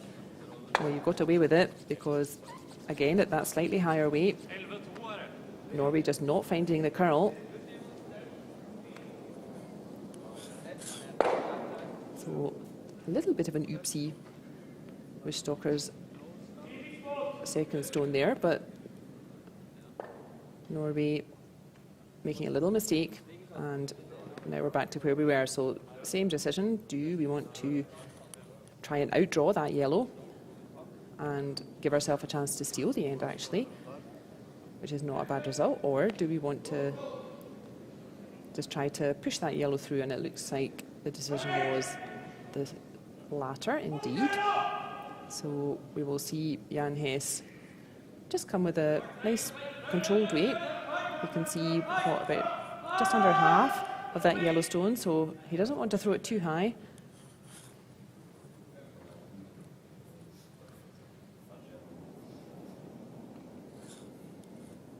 Over in the other semi-final, Yannick Schwaller not giving up that trophy without a fight. And they've picked up another point. They stole a point in the sixth end, so that makes the score in our other semi-final 4 points to 3. And this is lovely from Jan Hess. He could hardly have played that better. That's exactly what he was going for.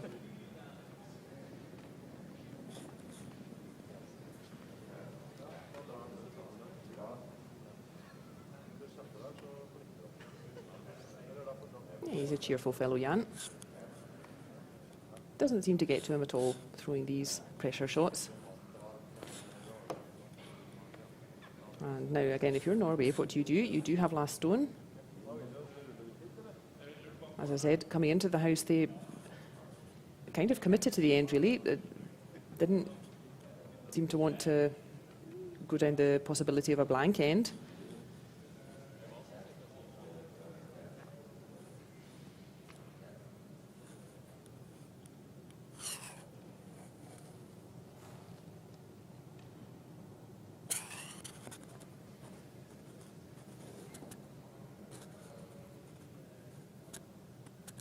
Both of our semi-finals then really going the distance, as we would expect.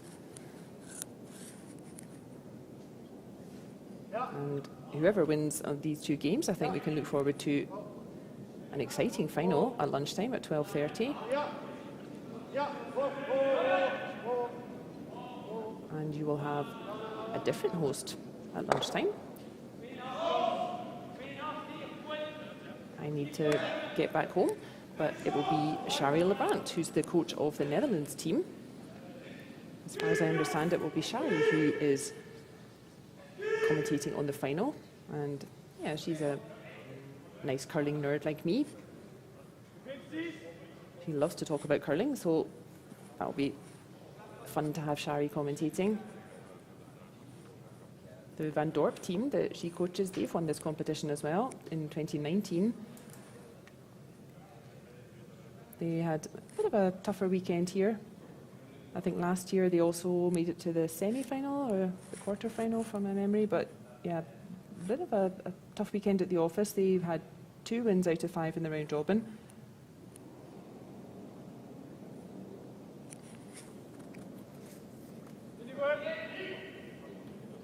They were in the same group as the all-conquering Maternaz rink and Marco Husley's rink, and 2 rinks from Scotland, so not the easiest of groups for Van Dorp's team.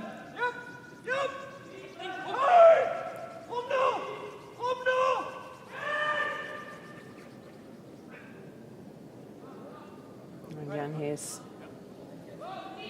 pulling out another really nice shot. I think Stefan can see it though. He can. You can see, well, just under half. Good try from Jan Hess, but definitely the opportunity that Stefan Wallstad could play exactly the same shot. So just that gentle weight.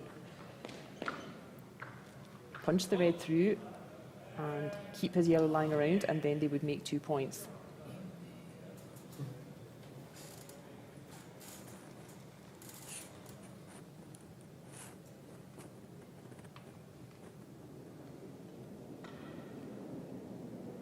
So important shot here for Stefan. Ja. Ja. As we said, he doesn't want us to make 1 point, so a hit and roll out would be a bit of a disaster. He'd rather give up a steal of 1, to be honest.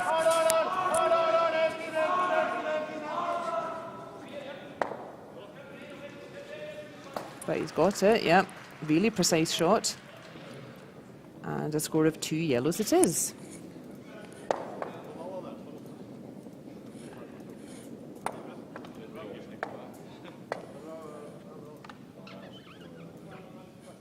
Nice sweep there from Marcus and Magnus for the Norwegian team. They made it round the 2 guards by nothing at all.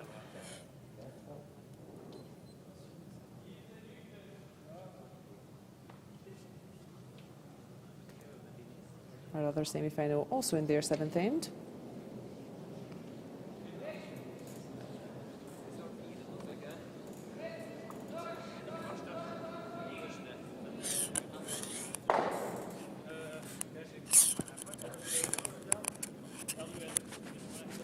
So in our 8th end then, in our featured semi-final, where we are watching Team Yves Stocker versus Team Stefan Wallstadt. We're in the final end, and the scores on the doors are Wallstadt is leading 7 points to 5, and Stocker has last stone in this 8th end. So a little bit advantage Norway here. They've got a 2-point cushion, although they don't have last stone, but what they will be trying to do is make it very difficult for Team Stocker to score 2 points. So Stocker's team need at least 2 points to keep the game going.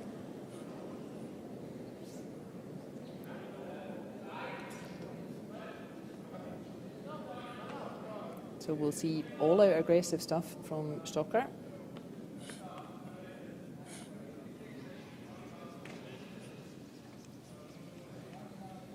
And classical start from Wallstadt. So totally safe putting the stone in the house. He knows that Yves Stocker is not going to remove it. He can't afford to. If Yves Stocker would just hit that yellow, then Wallstadt will hit back, and 16 stones later, he will be in the position to score 1 red, and that's not going to be enough.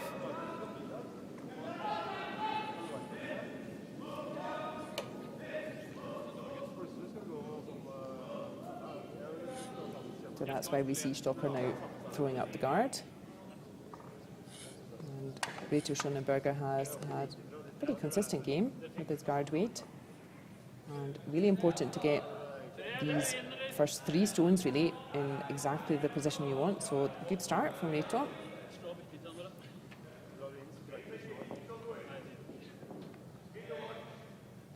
And both of these teams, they will know exactly what the other one's doing. They will know exactly what stones to expect are coming into play.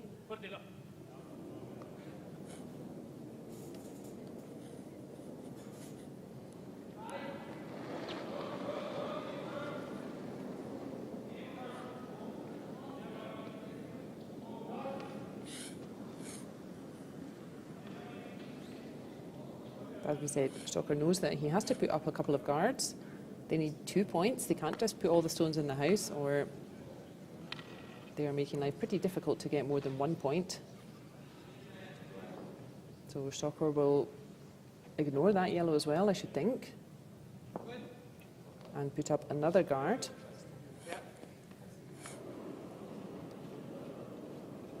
But you need to keep your nerve a bit in this sort of situation. So this is the right tactic, but it can look a bit intimidating. I'm sure Reto will have no trouble just putting up a second corner guard. But yeah, you need to hold your nerve, because Norway are going to put a 3rd stone on the centre line, and at some point you have to start clearing up.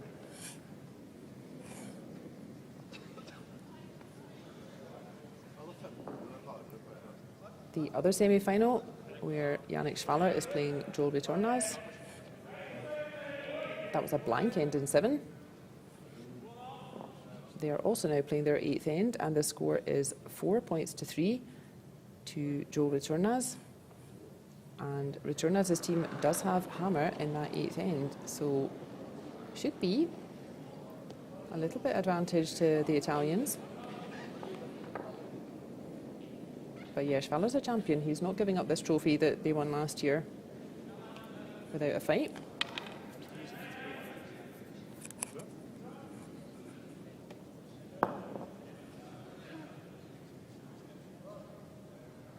But there we are. That's exactly what we would expect from the Norwegians here in this 8th end. 1, 2, 3 stones in the centre. And now Eve has to decide. He's put up the corner guards, and how does he now use them? That's one way of doing it.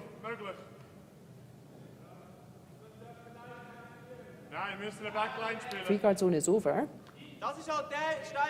1, 2, 3, 4, 5 stones in play. So yeah, you can remove that guard. But yeah, and as long as you get a nice roll, that's a good idea. I think if you just hit and roll out that guard though, I think then Wallstadt is going to start hoovering up your corner guards.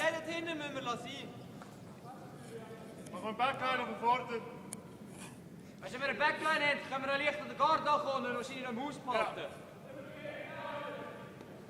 Hij is even goed verstekt, dat ze lukt licht raus. Ja.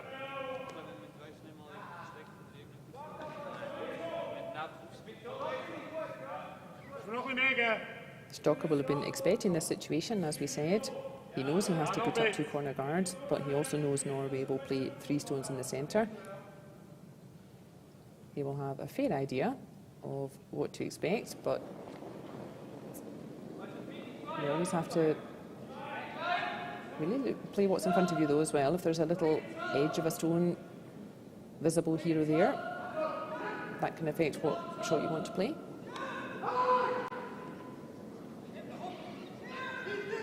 So he's just nicely around that guard, Simon Glure, and nice effort. Can they see that red? It looks like they can. Yeah, they can see pretty much all of it, I think. So great try from Simon Glure. That stone just curled a little bit too much. Caught too much of the yellow and didn't quite get enough to roll behind cover. So a chance for Marcus Højberg to remove that dangerous red.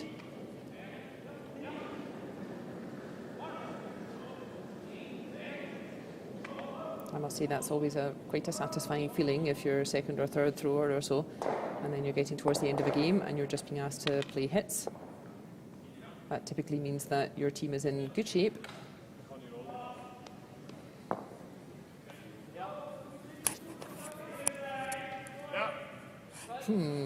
Red needing 2 points in this end just to keep the game going.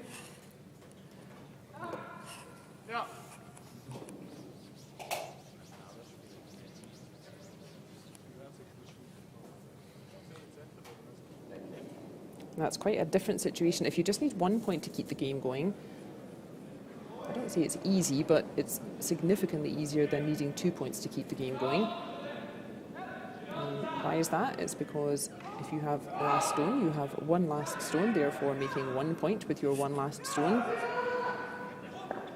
is often very doable. But yeah, to make 2, you also need a mistake from your opposition.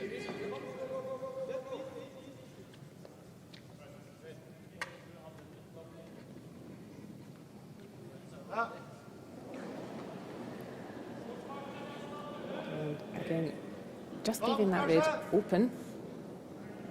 So nice shot from Simon Glure from the perspective of he removed a couple of yellows that were hanging around, but almost more important at this stage now is where the Stocker team's red stones end up after the shot.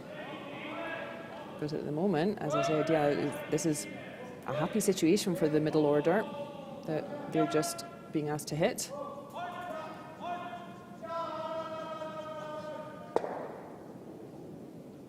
Nice shot from Torger, just removing that dangerous red. No reds equals no points.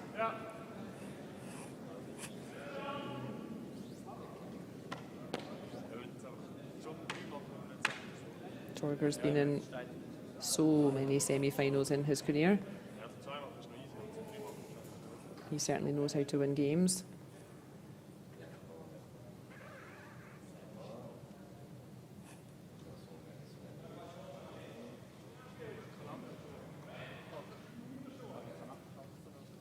Yeah, they're, for me, starting to run out of stones a little bit, Stoker's team. So come on, Eve, big shot here.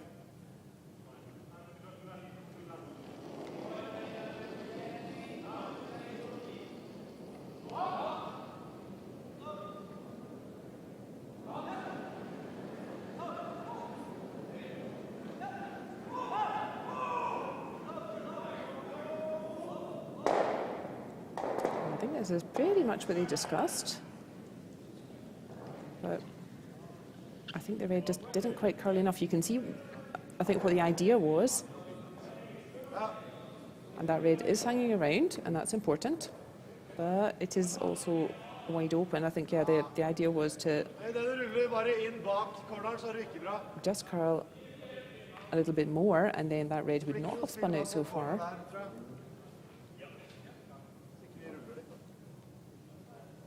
So they're throwing everything at it, Eve Stoker's team. But Norway looking fairly comfortable for me. We're going to need something special from the last 3 stones from Eve Stoker's team.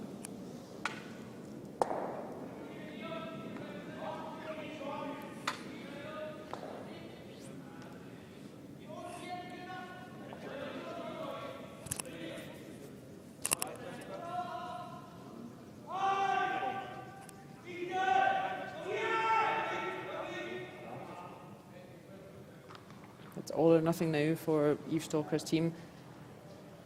Even if there's a bunch of yellows lying around, they have to score 2 red. So if they can use the yellows to score 2 red, that's fine. But yeah, they can't really get caught up with what's going on with the yellow team here. They need to make sure they are sitting 2 red. So what's the best idea just now? 3 stones left for Stoker's team, 2 stones left for Norway. And they will be thinking through all 5 of those stones right now to say, okay, if we put our red here, what do they likely play? Then what would we play? And what situation are we trying to play for with last stone? They're going to have to take risks. They need a miss from Valstad anyway. If Stefan Valstad makes his last 2 shots, then there's almost no chance that Stoker can make 2 points anyway. If you're going to make 2 points, you need a mistake from your position. And they've certainly got stones in play.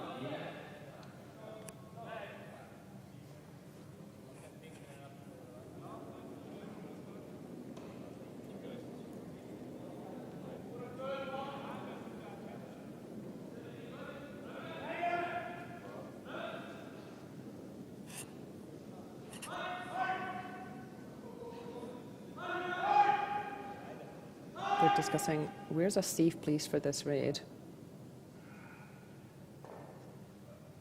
Where are we most likely to get a mistake from Norway? They need a mistake from Norway to make the 2 points they need.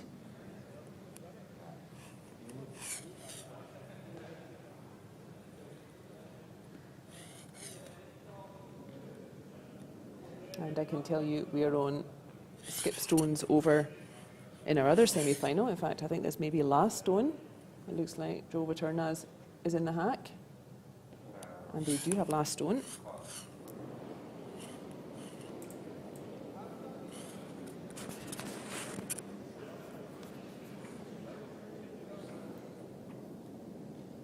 So they're still not quite sure exactly what line they're looking for.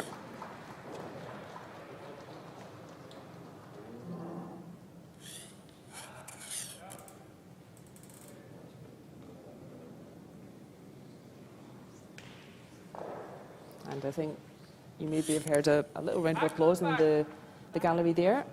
And we do have a winner over on sheet C.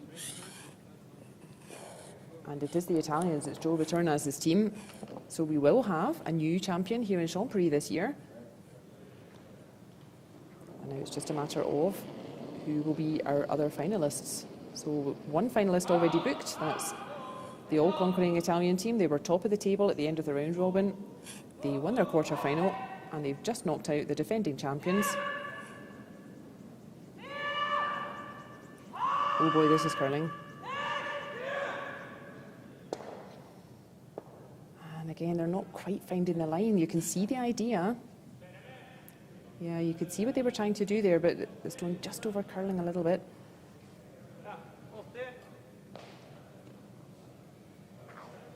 So we're going to need 2 peachy stones from Jan Hess.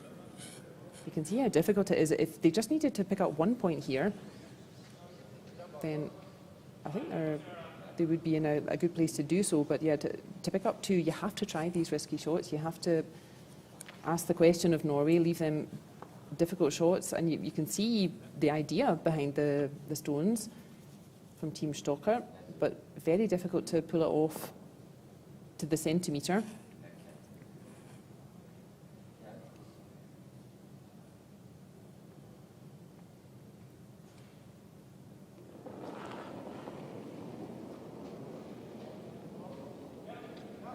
And actually this is quite a happy position as well if you're 4th thrower, if you're just making hits in the final end, which he does. So 2 stones left for Team Stocker, both of which have to be hanging around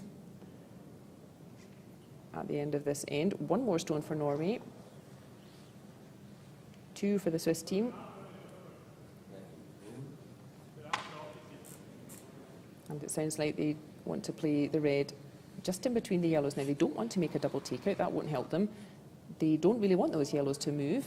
They just want to place the red right in between the 2 of them, because then that red will be very safe and almost impossible to remove.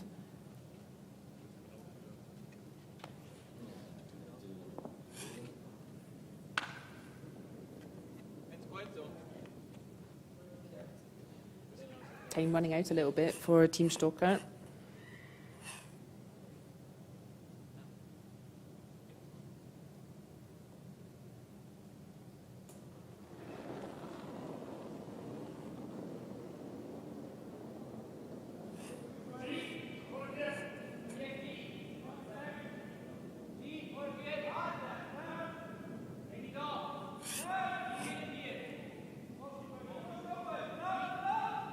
Sweepers seem happy with it.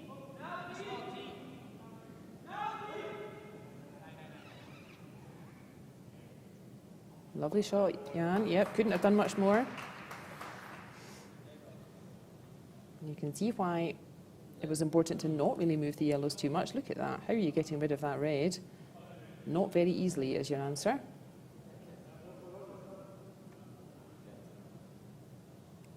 Yeah, I think the guard has to be the shot here. Let's just block that line, otherwise Jan Hess is going to play the same line, and with his last shot he will boot out those 2 yellows, and ta-da, he will be line 2. So yeah, you need to block that line. Don't give him easy access to that red he just threw.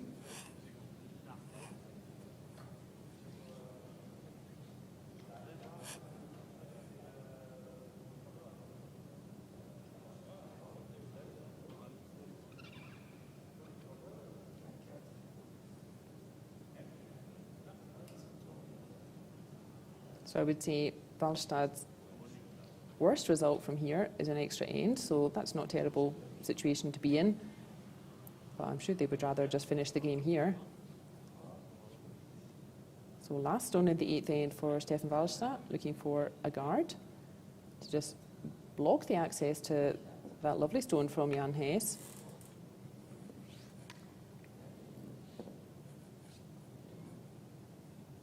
So this has to be accurate. If Jan Hess can get to that red, then he can get to the 2 yellows.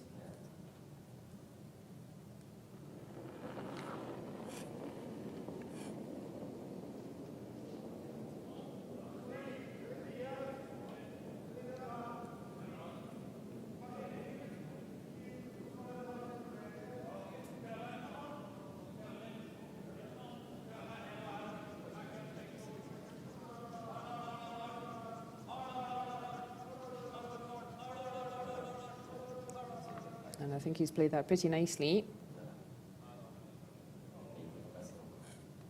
I don't think there's easy access to that red. Well, then again, yeah, there is a gap. I would love to see this shot go.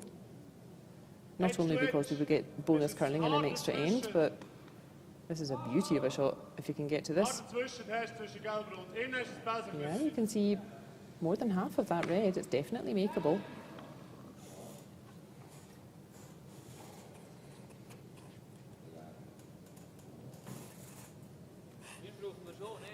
Let's hope Jan's cheerful demeanour doesn't desert him. Big shot here. But don't think about it too much.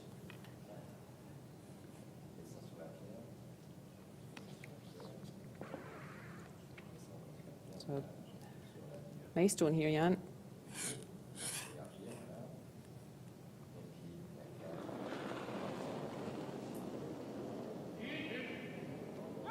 Off it goes.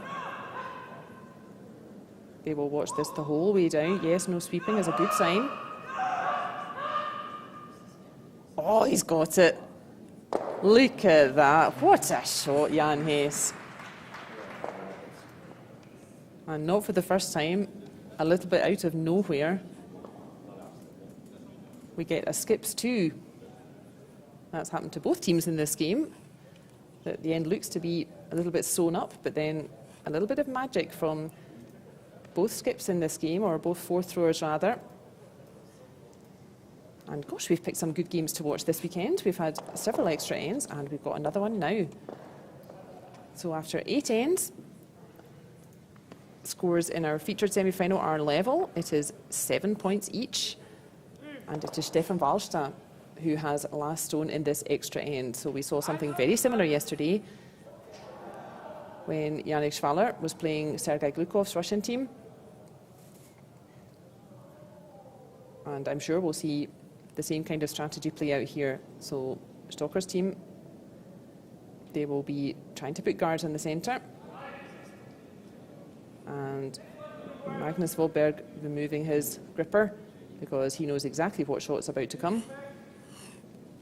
I'm sure he will be asked to play the tick shot to just try to remove this red from the centre line, but not out of play.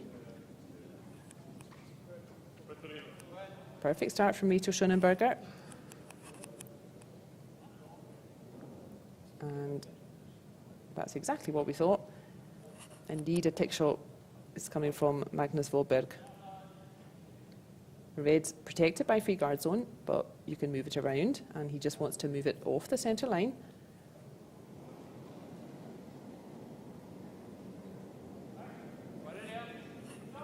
I'm sure Joe Paterna's team are giggling up their sleeves that whoever their opposition ends up being, they're using up a bit of extra energy out there and also a bit more time.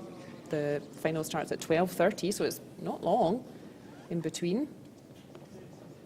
And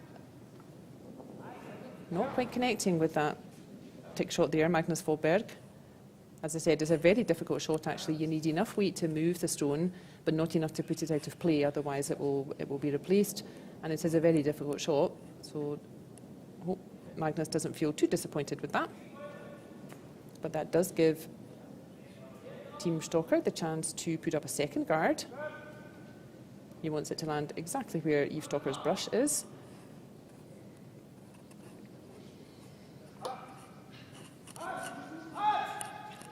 So good job, Stocker fan army.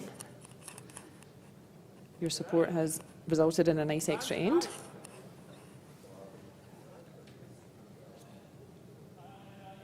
Just going to try the same thing again. Stefan Wallstadt.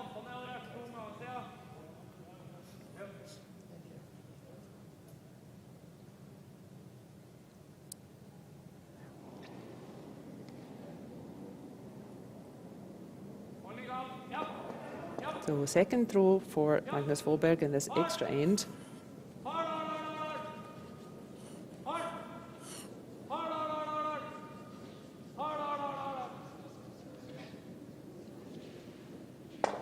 He certainly connected this time.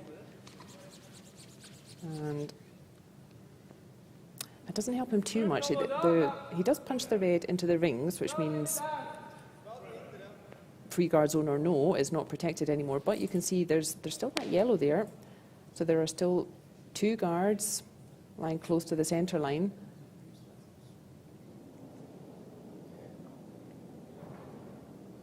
And there's a sneaky little red now in the 8 foot. So he looks like he overcorrected a little bit, Magnus Folberg, and caught too much of that red stone. And that gives nice opportunity for Yves Stocker's team.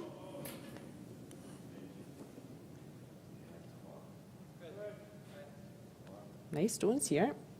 Good shot, Simon Glure.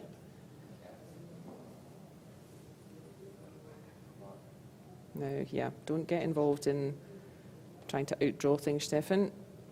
His ideal situation is a nice empty house for his last stone.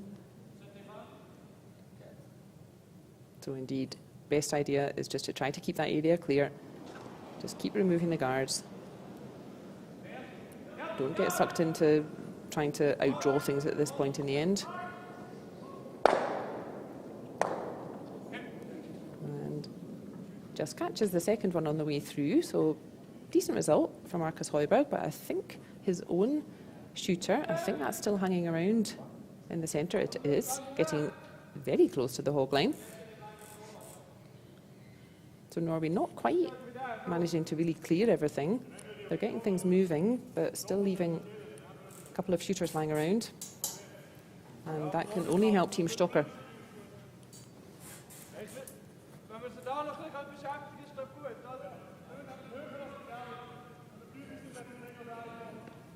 Whoever wins this extra end here, they will be facing Joe Return as his team in the final. Unbeaten this weekend, the Italians, and already tucking into lunch. So whoever wins here will not have too much time to prepare for the final. That's on at 12:30 European. And I have to go home, so I won't be here for the final, but we will be hosted through the final by Netherlands coach Shari Lebrand.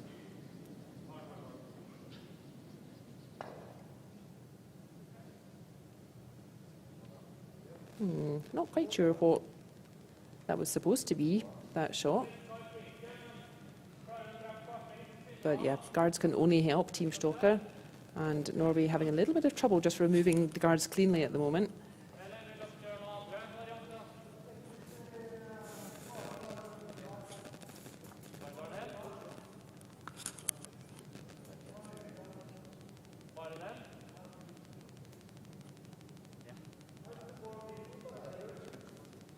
Stefan just trying to decide which side of the centre line does he want to go for.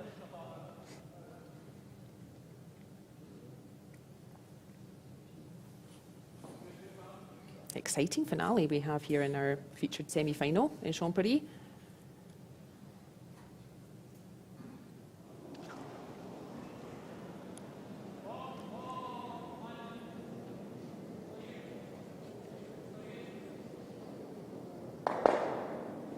I think that was a little bit wide out of hand by the sound of it, and again Norway not quite managing to clear these guards. They're moving things around, but they're not quite clearing out that space yet.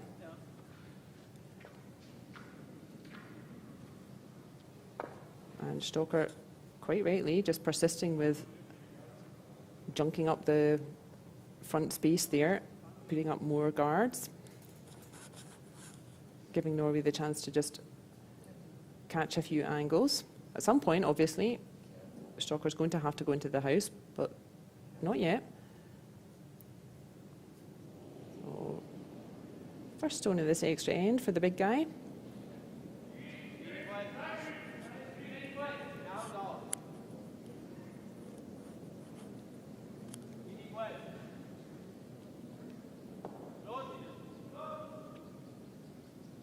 Looks like everyone's pretty happy with this. The sweepers just checking up and putting their head up to make sure they're judging the weight nicely. That's exactly where they said they wanted it. So clever stuff here from Team Stocker, giving themselves the best chance they can to steal this extra end.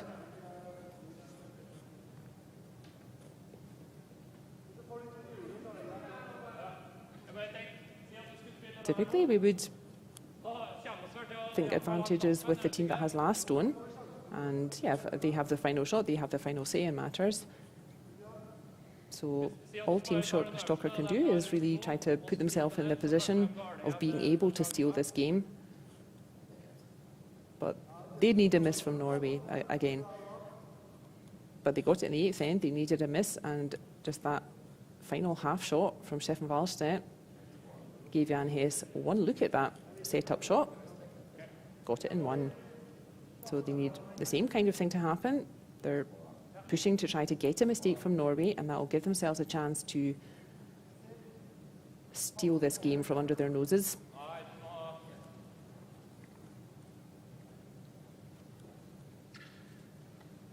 I'm sure the call is to remove one or more guards, but I'm not sure which angles Stefan's proposing.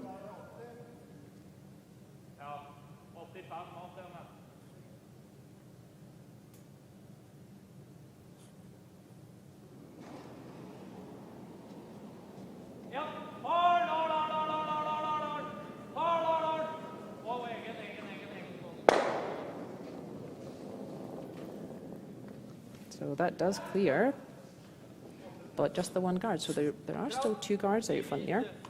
And is now the time to go for the forfeit? Yes, it is.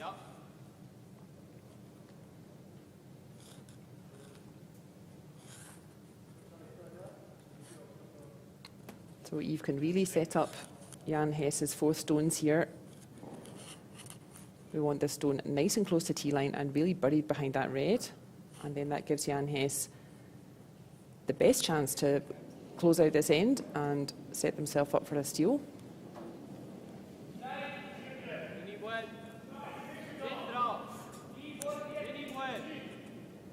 He's the most popular man in curling, Yves Stocker, and let's see if he can be the most popular man out on the ice today.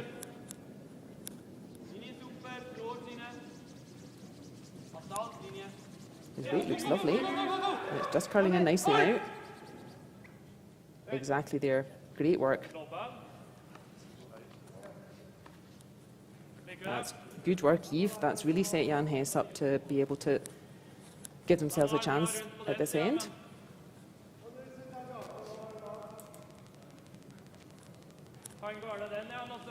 Although I've seen this Norwegian team pull themselves out of quite some scrapes.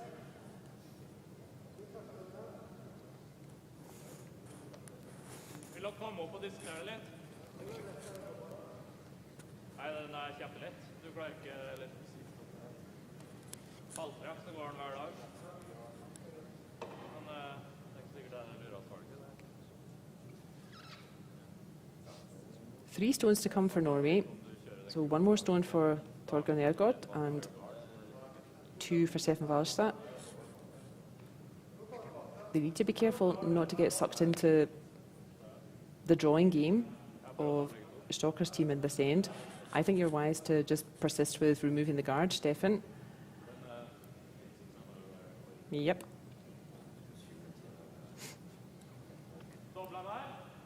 Let's see, the more guards you don't remove,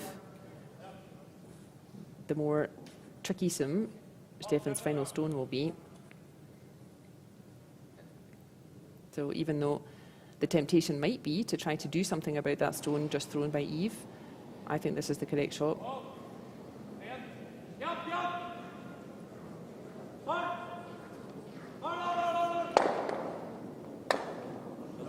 And Torgeir's found a very nice path there, and he's moved the whole thing. So he does get both guards moving and manages to pick off the stone of the forefoot. So that could be a bit of a game saver from Torgeir Nergård. That's a great shot. Look at that. The before and after.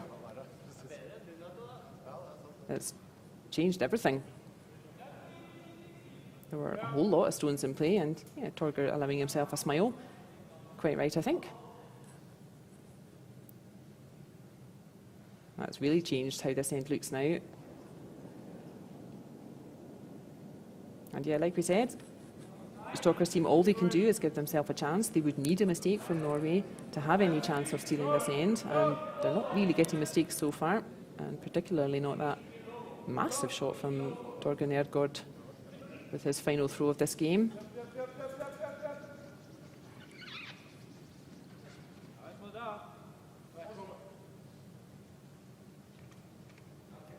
And same again, I would suggest they just want to remove that guard, and then whatever Jan Hess plays with this final stone, they're going to have a fairly straightforward shot for the game.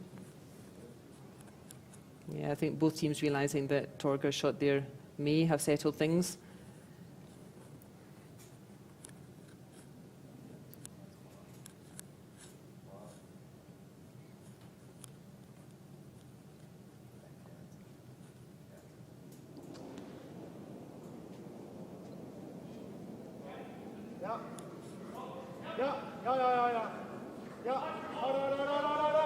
I think everyone's happy with this. And for an encore, Stefan Wallstadt picks out the stone in the house as well. So, yeah,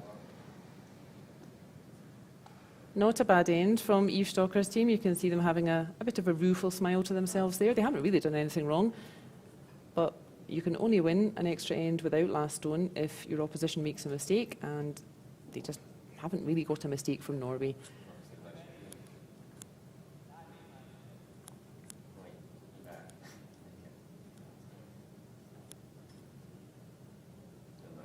But may as well force Norway to play their final stone.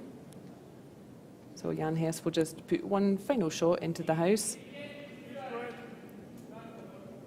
Force Stefan Wallstadt to remove it or outdraw it.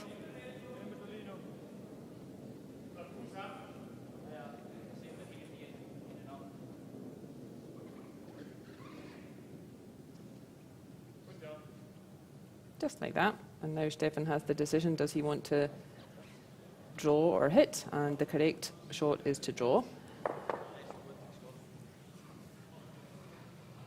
But yeah, you never know.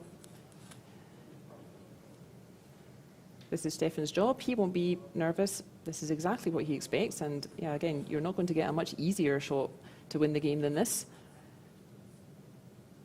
This is exactly the situation Norway would want to see at the moment. But it's never easy. That little red's there just putting pressure on. If this yellow doesn't find the rings, that little red is going to win the game. So that's all that Stocker's team can do. They played their 8 stones, but so far Norway have made all of their stones as well. So one more stone from Wallstadt for a place in the final. And then I'm sure his beanie hat will update its Twitter account with the happy news. Sweepers seem to like it. They're just keeping it company, just making sure it gets to the rings. No trouble. And that is the win for Norwegian team. Team Stefan Wallstadt, they booked their place in the final, and they will be facing Team Joel Returnas from Italy. So cracking final coming up. Join us at 12:30 for that. Oh, don't be sad, Stocker Army. I'm sure we will have more opportunities to cheer for the Stocker rink at future competitions.